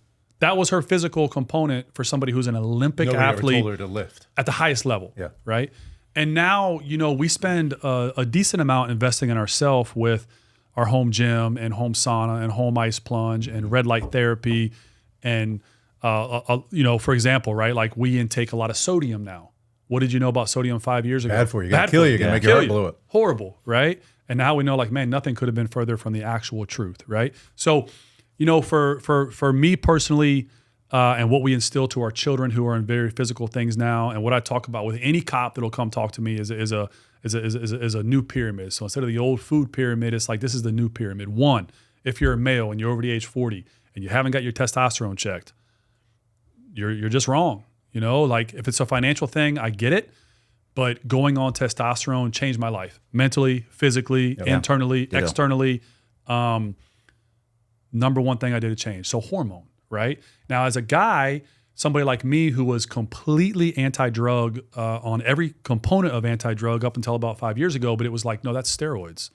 It's like, no, it's a hormone. Your hormone that's in your body, right? and it stopped. Correct. Yeah. And it's like, it's normal if you hear females on estrogen, but if you say a guy's on test, oh, you're on test. It's like, stop. Why aren't you on test at this point, right? So for me personally, going on test was a massive thing. Myself and my wife sauna 4 to 7 times a week. We try to sauna every single night. We can't always do it because life is busy. But we try every week, every single day we try for almost an hour. What kind of sauna? Are you doing dry or are you doing So we steam do a or- red light sauna. He's got a nice sauna. Nice. You got a legit one. But I mean, it's not like over the top. I think anybody, if you save for a little bit, can get one. But it's just a red light sauna. We use a 3-person sauna because me and my wife like to sauna together. We kind of push each other, right? And then a trick that we do to make it a little bit hotter, because red light saunas normally top out at 165, and ours gets to 165. Now, obviously, red light sauna, I'm not a scientist, but it heats inside out. Yeah, the infrared. Dry sauna is outside in, right? So Same with steam. yeah, exactly. So for infrared sauna, what happens is for about the first 15 to 20 minutes now we're pretty heat adapted. Like we've been sauning for like 3 years, so we can stay in a sauna for a long duration. For the first 20 minutes or so, you're not really sweating that bad. And then all of a sudden, it's like somebody opens a faucet and your body is expelling water so damn fast. It's like just amazing. And then we pair that with a cold plunge. So we'll do 30 minutes in a sauna. We have a Nordic Wave commercial cold plunge. So we'll go jump in a cold plunge, myself and my wife, and we do it back to back to back to back. And we try to do that as much as we can. Massive improvement on mental health, body recovery, aches and pains, things like that. Safe to say you stretch more now than you did when you were 20? Yeah. I know. Yeah, every morning. Do 15 minutes. Yeah. It's just I can't function if I don't. Yeah. My meniscus is torn. I don't have time to really get that right now. And I feel like with stretching and ice, I can deal with it. I have a reoccurring. It's just all the same things that we don't think about when we're young. But now that we're old and we can do things like take testosterone, spend time in the sauna. Your body's get a in little the- more resilient, when Yeah. you're in your 20s and 30s, and then it becomes super important. 40s, 50s, 60s. Like if you want to live a healthy life. And get off the that's where it's alcohol. at. So it's like Yeah. all the cops that I know is like, I don't mind having a mixed drink here and there. I'm not a drinker at all. But if I go out to dinner, I'll have a mixed drink. I'll have a little cider here and there. But it's like rare. Like I don't drink alcohol. And if I don't drink, I could give two shits. I'd honestly rather have a cold iced tea than a drop of alcohol, right? So we eliminated alcohol to like 99%. We talked about that. We did the same thing. We were both like, hey, try this bourbon, try that bourbon. Oh, I was, I mean, towards the end of my career, I would do an energy drink, during the day to keep me awake. And then, man, I got to like relax at night, and I drink a glass of bourbon or two, and it was a vicious or 3 cycle. or 4. And then dehydrated as hell, right? Sleep sucks. Yeah, and alcohol does zero good for your body. I mean, as in nothing. zero, as in there's no benefit It's a poison. of alcohol of any kind. And on top of that, I am 100% combat disabled. So the VA had me on a plethora of different pills over the years. And sometimes I believed in taking it. And then basically now I'm off of everything. And I do take Zoloft, and I'll just say it. A lot of people take Zoloft. Zoloft for me dramatically helped. Better than anything possible. Zoloft did. And I'll just be honest, at nighttime. So for me, I take Trazodone and Zoloft at nighttime. Trazodone helps us sleep a little bit, take the edge off of some things. Zoloft is for PTSD, depression, whatever. And then combining that with tons of sauna, tons of cold plunge. I kill myself in the gym. Like me and my wife work out hard. We lift heavy, we lift long, we lift every day. If I'm not in the gym, I try to do push-ups, body squats, something. Mm-hmm. But we do work out every day. So hard workouts. The diet, we're primarily carnivore. However, when you travel, it's a little bit difficult. But like when we're home, we're mostly carnivore diet at the house. So diet, sauna, heavy lifting, back on testosterone. Like it's all that, but it's a lot. Like it really requires a lot. And the reason I say it requires a lot, because it is a full-time job staying healthy. And what do we know about most retired cops? They are the opposite of the definition of healthy. Right. And it's sad because, we have a guy we know very, very, very well that just retired recently, and he's going to die soon. It's like you just look at him and the dude is unhealthy, right? The belly that extends straight out from drinking, a copious amount of beer, right? Just the belly sticks straight. This is a skinny guy with a belly that's like 2 feet jutted out. Skin looks just horrible, like yellow eyes, looks almost like he has hepatitis C. And he's a healthy guy who just retired, that if you try to talk to about health, will tell you, Aaron, I'm fine, man. Yeah, the doctor said my cholesterol's fine, but this is fine. You're like looking at the person and you're like, brother, you're not fine. You're horribly unhealthy. No, my numbers are within the normal range. And that brings me to within normal range stuff with testosterone. So like, I'm a big pusher of tests. I tell everybody, go on testosterone, it can change your life. But what happens when you tell 99% of people because very few are actually on testosterone? No, my doctor checked my numbers and they're fine. I'm normal for my age. Yeah, you're normal for a 60-year-old on the verge of death. Let's bring that number back to when you're 21 and, Yeah, my doctor actually said that initially, and then the last time I went in, he's like, in a year from now, I'm going to do a TRT myself. Yeah. The funny Like a thing is complete that I got 180. the same thing from my doctor. Is he said, you don't need that. Like we're supposed to age like that. And then my 250 is normal. Yeah, and my doctor. I don't want It's to not. And my doctor was effeminate. Like he had kind of pudgy. Yep. Like not catching dogs, not keeping up with kids. Like why are you preaching to me about what I shouldn't be taking hormonally to try and feel younger again when you're fading away into an existence where you can't function physically? Yeah. It's just same thing. All three of us are on TRT. Like all three of us are on, and it's changed all three of our lives. Yeah. We were both, all three of us. I mean, and we talk about it all the time. We were not in a good place because we were aging 100% quicker than we wanted to age. Yeah. And the problem is we know enough about health to know, like my parents weren't in the best of health. My dad made it a long way. My mom's made it a long way. We're going to make it a long way. But are they happy? Right. We're going to make it a long way and be functional. Like, why not? I want to feel like I'm 40 when I'm 80. Right. So it's funny, and not to talk inappropriate on the podcast, but it's like TRT does a lot more than just what people think about, right? It's like from your muscles growing to your muscles recovery. Okay, sure, it does that, especially at high doses if you are. But it also helps with sleep. It absolutely helps with mood. I guarantee if you guys miss a shot by 2 or 3 days, your wives are probably like, you need a shot, because you start going up a little bit, right? Clearly, it skyrockets your libido, which is like, if you do talk to most guys our age, 45 to 50, and it's like, hey man, how can you make your own life better? Well, you need to start by making your marriage better. And it's like, if your marriage gets better, your life gets better, your job gets better, your business gets better. So for me, it's like test going back, I stay right at 1,000. Sometimes I float a little bit high. Blood work is done every 3 months through my doctor, and my doctor is also a client, so it's kind of cool.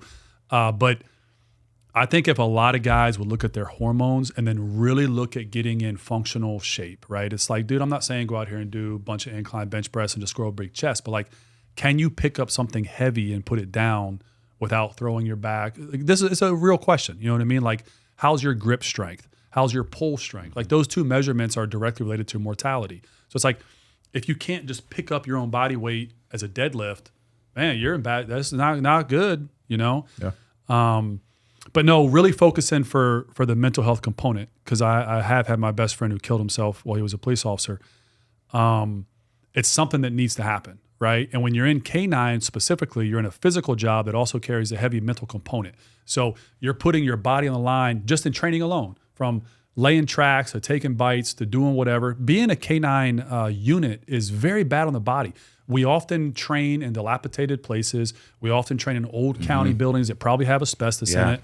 And it's like just hiding for a dog. How many times have you been in a crawl space where like maybe you shine your flashlight and there's so much shit in the air? You can see it floating, and there's like rat feel it turds all over the place. Chest, And right? But it's like the dog pigeon. needs the experience. The dog needs to go in a dark, confined place, so you're going to make it happen. Mold. And if those guys really understood what they're doing to their body on the inside and how much, like, hey, after K9 training, go home. And I'm not saying buy an expensive sauna, get a sauna tent. They're like $400. We rep a sauna box. And we both have, we sweat our asses off. He's the one that turned me on to that thing. I love it. It's like if you had a hard day of K9 and you were around toxins, and let's not even get into, are you vaping, are you doing this, are you doing that? The only way to expel that stuff is to excrete it. And it's like, there is no other way besides bloodletting or sweating. With that, going on testosterone. Me and my wife every 3 months donate blood, like clockwork. And it's like, one of the best feelings is about 2 days after, when you're in a hardcore sauna routine, a hardcore cold plunge routine, every 3 months you donate blood, your testosterone's where it needs to be, you feel like $1 million. And it's like, as that starts coming down though, it's even traveling. Like if I had to go through McDonald's right now and eat like a double quarter pounder with cheese, it's going to taste great. But like, I'm going to literally be fucked up in my head. Like, you know me, you know my wife, I'm going to be pissed that she even let me eat that shit. I'm going to eat it when it's in front of me. And then we're going to have domestics for 3 days while I'm blaming her for me getting fat, So it's like. We introduced Aaron to a tri-tip. They don't have any tri-tip on the East Coast. Okay. We do brisket. Similar, but not the same. Not the same. And his tri-tip is absolutely ridiculous. We are an hour and 20 minutes in. I was going to ask you about tone and conflict, but we don't have time for that, so we'll save it. Why not? Well, let's do it. We'll make it, we'll make it quick. You can cut it up. We'll make it quick. So I know you had conflict with your dog at some point. Yeah. I know at some point you were never using tone. Yep. We talk about tone a lot, but it's one of those things that just it was an easy conversation that happened. So I had a very serious dog, and he was a great dog. It was a positive situation, no ill will, but he was a serious dog. And I mean, even other handlers, nobody wanted to catch him because he would target the face a lot. He'd come right in the middle. He was just a high drive dog. And I kept getting bit by him off redirects and off targeting issues, off, like I can't even play a simple game like tug because like my hand's going to get bit, right? And I called back the actual breeder of the dog. So at that time, I had already had a couple connections because I had already had kind of Ridgeside as a hobby going, and I made some connections. I was bringing some dogs in from overseas.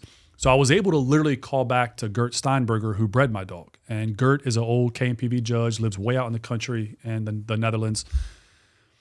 And I got Gert's direct number off BRN, off the bloodline. It was a whole thing, but I got this judge's number. So I call him and I say, hey, my name is Aaron Taylor.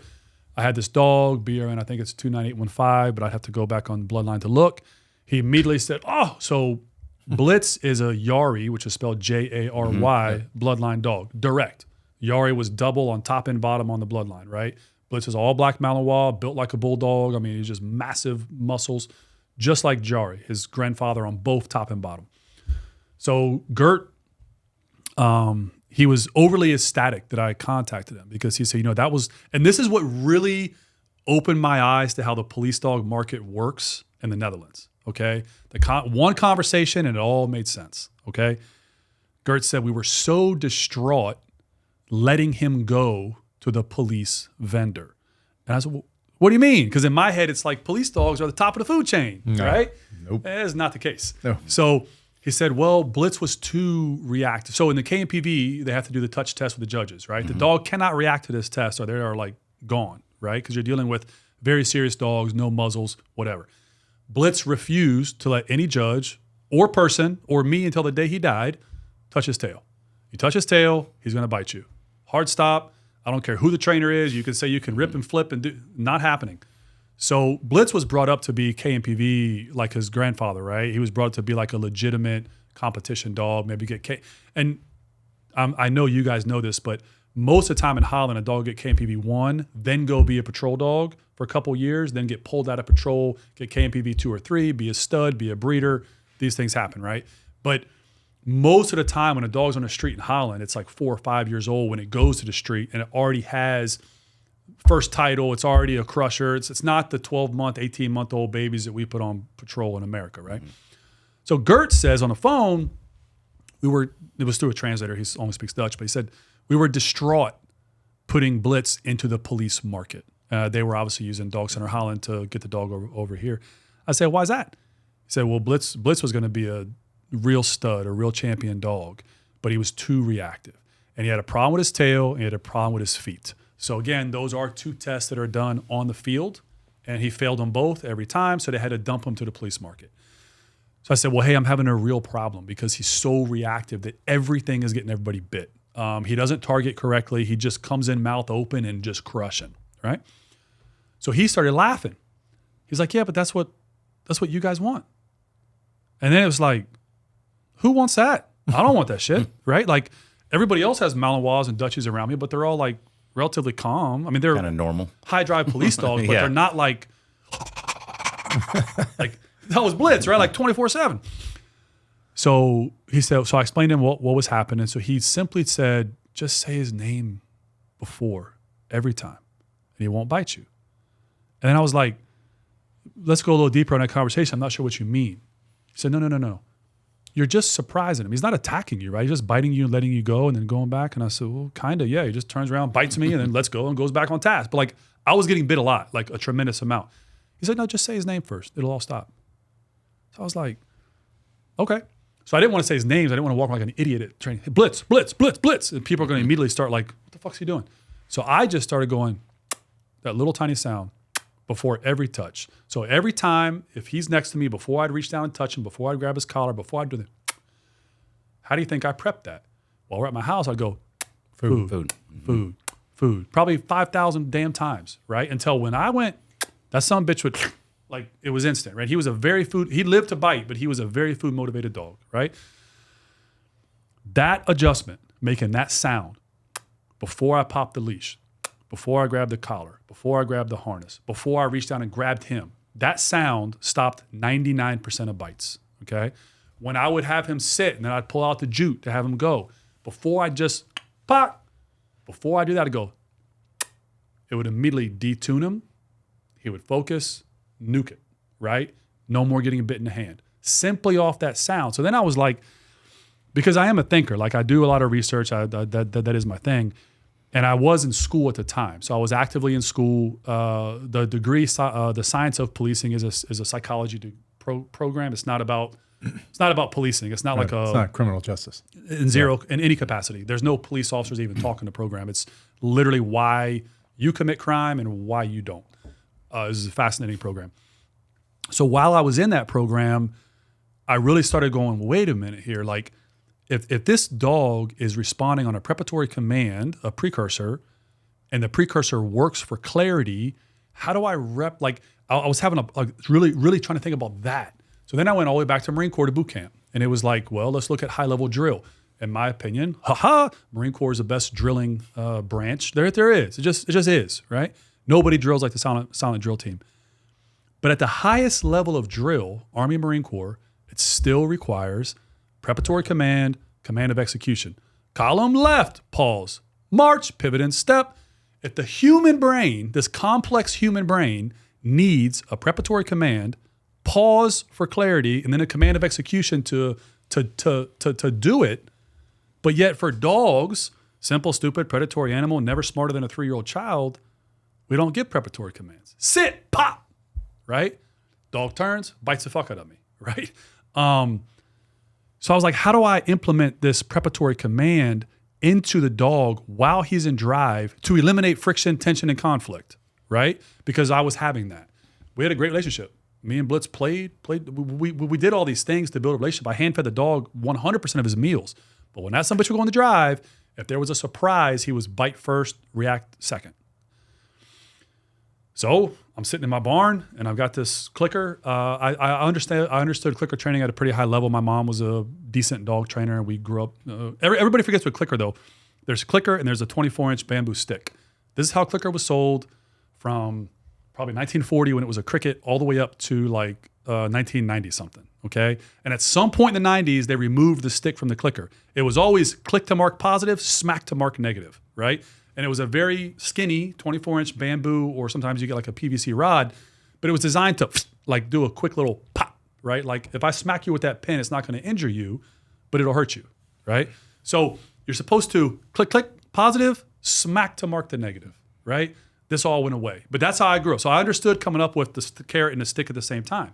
So I started using in my garage a clicker, which again in law enforcement at the time was like, I can't go to a training day with a fucking clicker. Like this would be a disaster, right?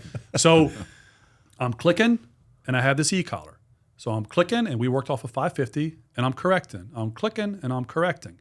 And this is working relatively good, okay? Right up until taking an object from the dog. So the out was like basically a choke off. Are you say you're clicking food?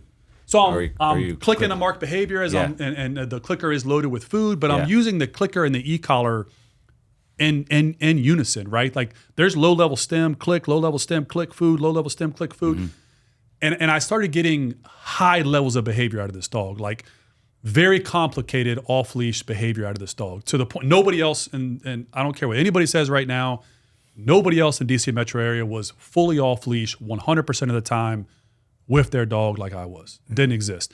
Hey, for all you handlers out there, it's really important that we stay in physical condition, but it's also equally, if not more important, that we are good upstairs mentally. And so knowing that you guys have a stressful job, something that we've started doing, all of our trainers doing, and Rich turned me on to this, is sauna box. Yeah, love it. And it's to say it's life-changing is not hyperbole. Like, it's one of those things that if you haven't done sauna, I highly recommend it. And I was looking at like, hey, how can I get a sauna? I started looking at pricing them out. Could go up to $10,000 for a nice one. And Rich, you're the one that turned me on to this thing. It's for about $500. You get a sauna that it's steam, and it is not pleasant when you hit about the 20-minute mark if you can hang in there for that long. But when I come out of this thing, man, I feel so much better. I feel decompressed. I feel like I'm a nicer person. Yeah. It's one of those things that now I do probably 4 to 5 days a week. All of our trainers have them. I'm getting the same feedback. Rich, you have one. Have it. I really can't live without it at this point. And like you said, it's 20 minutes. It can be in the evening. It can be in the morning, whenever it works best for you. But 20 minutes on the sauna box and you are gassed by the time you come out of there. But rinse off, get ready to go. Like, man, your body feels better. Your brain feels better. I just feel like I can take more on that day. My sleep is definitely better. I love it, and I use it. Like, I'm with you. I use it 4 or 5 times a week.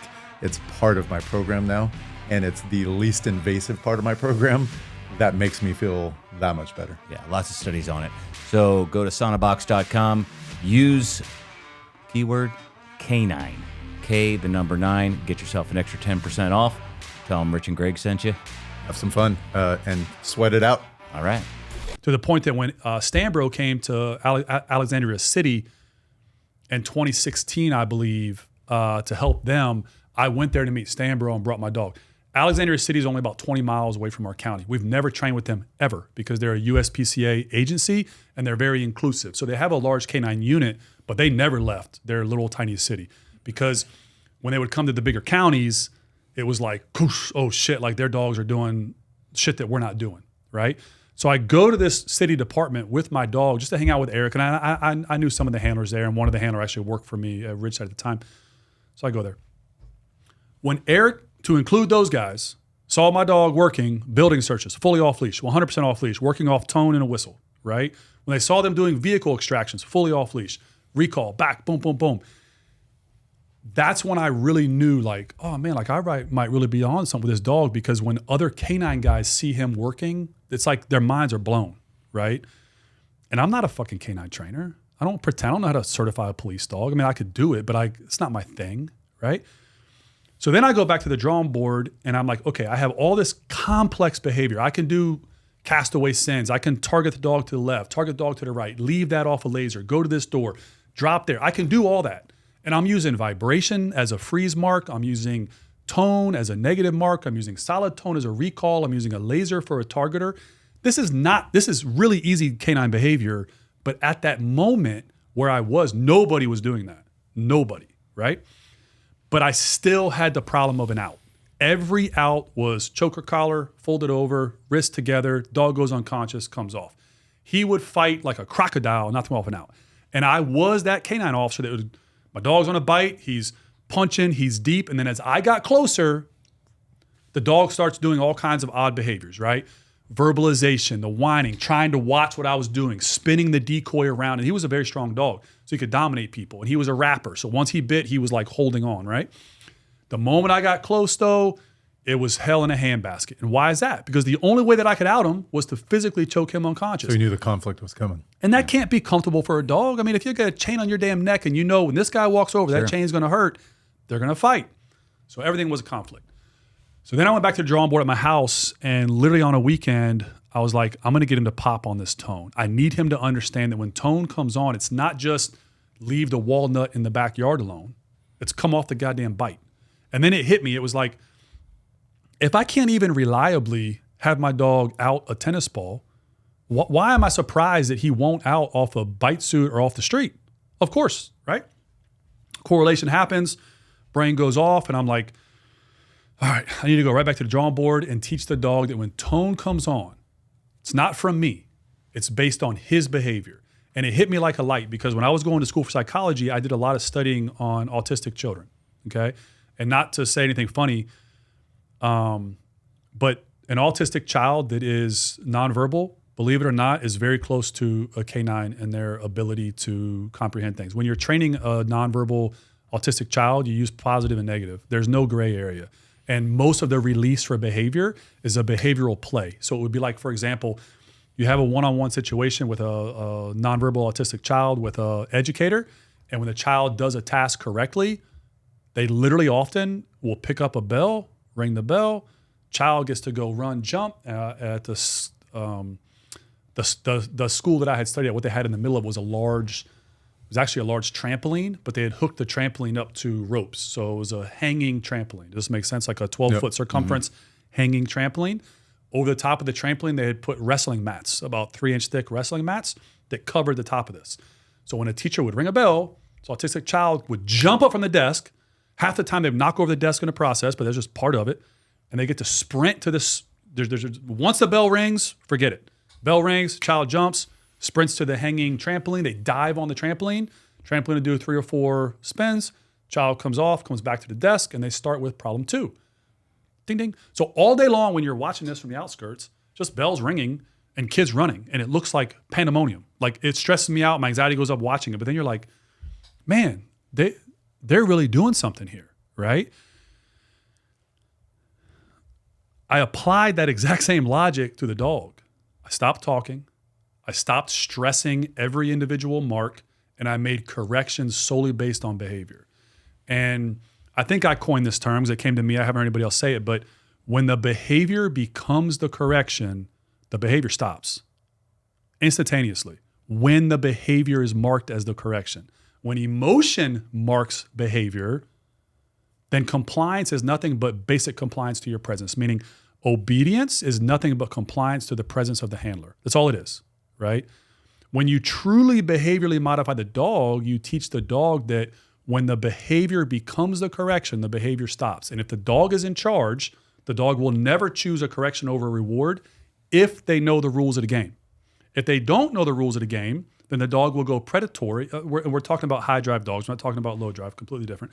But if a dog is high drive and doesn't understand the rules of the game, then they're going to react instinctually and predatory. They're going to bite, they're going to react, they're going to be redirective, all these things. But when the dog understands they're in charge and behavior equals all things, positive behavior, I'm not going to say a word, but you're going to get a piece of steak, right? Negative behavior, I'm not involved in it, but that collar is going to start doing things on your neck, and your behavior is the only thing that can also turn it off. So now the dog learns, well, shit, indirectly, when I'm doing something that's kind of cool, this guy will randomly reward me. Now, there's also a time to mark behavior when you're teaching a behavior. I'm not talking about teaching a behavior when we're marking, we're not talking about that. I'm talking about you were a good guy, Greg walked in, sat here, and randomly I walked in and threw $100. I don't have to say shit to you.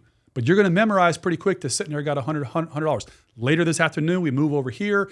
I'm ignoring you. You're ignoring me. You happen to sit on the couch. I throw you $100. I'm free shaping the behavior that I want. But all you know is, man, that's really damn valuable. At the same time, I'm free shaping corrections. So let's say we're here. You're sitting here. Life is good. You picked up this cup. I went beep, stem. You put down the cup, stem turns off. You're like, what the fuck? But because I'm not injecting my emotion, my verbalization, my dominance, my obedience, my compliance, I'm not injecting anything. You're getting free shape through a correction. If it's a high correction, then I injure you. If you're injured, game's over, right? Big difference between me smacking your hand with a pen versus me smacking your hand with a baseball bat, right? Both work. This breaks your hand, game's over. This gets your attention, game continues. So now you go back to pick this cup up, and I just turn the stem up ever so slightly. So we're talking about low level stem. Again, if I hit you on high stem, you're gonna jump off this entire table and leave the room. Well, now I'm not, everything's failed. But if I hit you on super low stem, you're gonna stay sitting right where you are, and you're gonna figure out why it came on. So now you go to pick up this glass, beep, stem comes on a little bit higher, you put it down again, you're like, the fuck? The second I let go, it turned off. Now you're a thinker. So you just touch the cup again. Stem comes on, you let go, stem turns off. If I stay out of that situation and I never inject myself, then I am instantaneously free shaping to you, this is a really bad idea, right? And now you're getting direct stem from touching. So now I watch, and a little bit later your brain kicks on, you go, man, I'm still confused why I got that correction. Let me go over there again. And as you're going, I go, beep, and you step back. Now I got your brain. Now I know that you're fully aware. Your behavior of touching that glass, the glass is correcting you now, not me. The dog has no conceptual understanding that that little remote in my hand is controlling his neck, unless I teach him. And what's the number one fallacy you hear from, I'm excited because I'm talking about it, whether it's a K9 cop or whether it's a civilian handler. Bro, my dog sees a remote, he knows what's up. You're like, fuck me, we got to start over. Like, everything's fucked at that moment. Right? Your dog understands this is going to correct him and it hurts, but he has no concept. Coming from you. Exactly. Yeah. Enter the world of conflict, enter the world of friction and tension. So all I did with Blitz selfishly was try to create a way not to get bit anymore. Cause like I was constantly having Band-Aids all over it was like embarrassing as shit. I was like a Skeletor. And through the cusp of that, I realized that, hey, we all carry a precursor, the tone. Or the vibration. It makes no difference. You can teach a dog with both. It's absolutely interchangeable. Why not throw this precursor in as a communicative tool that either change is coming, pay attention, or stop what the hell you're doing? Not because I'm this overwhelming, dominating figure, which works for some dogs, but we know it doesn't work for all dogs. And now it's behavioral based. And the second those two things connected in my brain, and then I got, now the hard part is replicating that. So like I'm really good if I'm left alone and I have a clicker and an e-collar and a bag of food and just leave me alone, I can teach a dog really good stuff. Like I'm really, really quick and good at it. Replicating that can be very challenging because what do we know about training? There's a lot of nuances, man. There's a lot of things that you may do very utterly slightly different than me, but it has dramatic outcome differences, right? You might not even know you're doing things, but you're doing it and the dog has clarity of it. Well, now you get behavior A. Rich tries to replicate what you just did, but missed all the nuances and gets a completely different outcome, right? And then it's like, well, Greg's training is shit. Like, no. You didn't really understand what Greg was doing, right? And I dealt with that for a long time. I had people tell me that tone was a gimmick. Tone, show the fucking dog. This is stupid. You're just relying on the crutch. And I'm just like, I don't give a shit what people say because like, it works. And it was working in real time with my own dog. Then I got all the dogs in our K9 unit on tone. And then all of a sudden, everybody's fully off leash. Where it all made a lot of sense, even more so than that, was working with pet dogs, though. And this is where I just can't amplify. Like, it's one thing to have an aggressive Malinois who's 70 or 80 pounds. A dog can hurt you, a dog can kill you, but you're probably going to win that fight if you're an in-shape adult male. Like, you can be more violent. You're going to get chewed up, but you can win, right? You bring in like a 200-pound Boerboel or an English Mastiff that's 180 pounds and was bred for 500 years to bite and hurt and kill men. Like, all that Malinois shit goes out the window. You know, like a aggressive American Bulldog, you're biting off a lot. You know what I mean? An aggressive livestock guardian that's 150 pounds and has a head like a watermelon. All that little police dog shit doesn't apply anymore, right? And again, it's really easy when you have a high drive dog who will take an inappropriate correction but still come back with their tail wagging and want to work more, versus you have a really strong, dangerous dog that not only won't take a heavy correction, but will fight you to the death if you give it. And you might lose a week of training because now you got to go back and make this dog trust you for the next 7 days because you gave him one misplaced correction. Whereas we know that police dog will just take it, yelp, take a piece of food, and get right back on task. And that's the delusion that a lot of police canine handlers deal with when they are starting to switch from police canine over to house pet, which is this dog will take horrible timed corrections, horrible time rewards, completely confusing communication, but still work because of the drive set. This dog, you need to be a little careful. They're going to hurt you. They may kill you. We've had trainers mauled by house pets. Mauled. I'm dealing with a trainer being bit right now, a kennel tech actually. But we've also had our board and trained trainers mauled by house pets. I'm almost at the point where, like an English Mastiff, it's like, you know, Not worth it. So it's not worth it. Yeah. You know, not when the dog is already highly reactive. It's like you're dealing with a 200-pound dog with ingrained aggression, with a head like a cinder block. Like, it's just not worth it.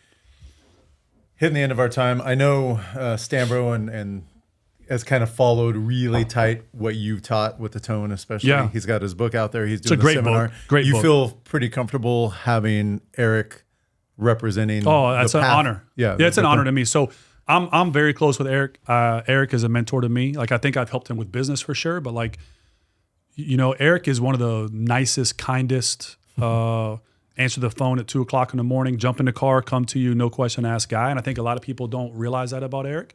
He doesn't lead with that part of him. Yeah, okay, true, right? On the outside, he's a tattoo covered like killer, but he's a very nice individual. So if somebody wants to understand tone, you Read feel the comfortable, read the book. Yeah. Or go to a seminar. Yeah, I'll just close on Eric though. To me, I measure a lot of people on how their kids treat them, right? Like, it's a real measurement. Like, you can be an amazing friend, but your whole family treats, like, your wife and your kids all say you're an asshole, you're probably an asshole. Eric's kids are very fond of him, right? Yeah. So to me, it's like that's a real measure. But no, it's an honor that Eric wrote that book for sure, and I think it's a good book.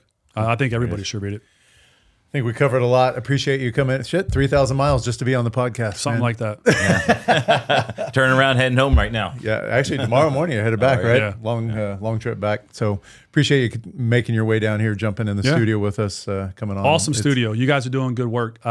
You were at the Canines United thing in Florida where somebody on stage literally was like, "Oh, watch your podcast," and it's like, those are canine heroes, right? Guys that have laid it all on the line and their dog got killed or whatever happened in the shooting, and it's like, you guys touch a lot of people. We talk about it all the time, and we're always humbled. Yeah. I mean, we both do this because nobody did it for us, right? And we had to read a book, find a trainer, do something, stumble through 3 dogs, figure it all out. If we can make it easier for somebody else to get to a level of success where they're not getting bit by their dog, where they're not ending up on the stand and having to testify as to why they were on the bite, to all that stuff. We can make it easier. We can make it better. I think you guys do a good job too. No brown nose in here, but it's like too many times in the canine industry, the projection is you need to be, and I know I have a lot of tattoos, but I judge everybody with tattoos. So that you need to be covered in tattoos. You got to have the long beard. Like it's this look, right? I don't know how to explain what I'm saying right now, but it's like you guys do a really good job at not being that, right? Just being like cops, like actual street cops out there for the right reasons, doing the right job, not, I'm going to pick my words carefully, but like, you know, the sport dog world has created a persona, the sport dog world, right? It's kind of created a persona where it's like, hey, if you're a dude, you need to be a felon, covered in tats, with a beard, know how to say the words "send 'em," "savage," and it's just like we've gotten so far away from dog training, right? And I think you guys do a really good job at like sticking to like the dog training component. And I think that's why you've been so successful. We appreciate it. Yeah, thank you. Thank you very much. In the meantime, Train hard. and be safe. Train smart.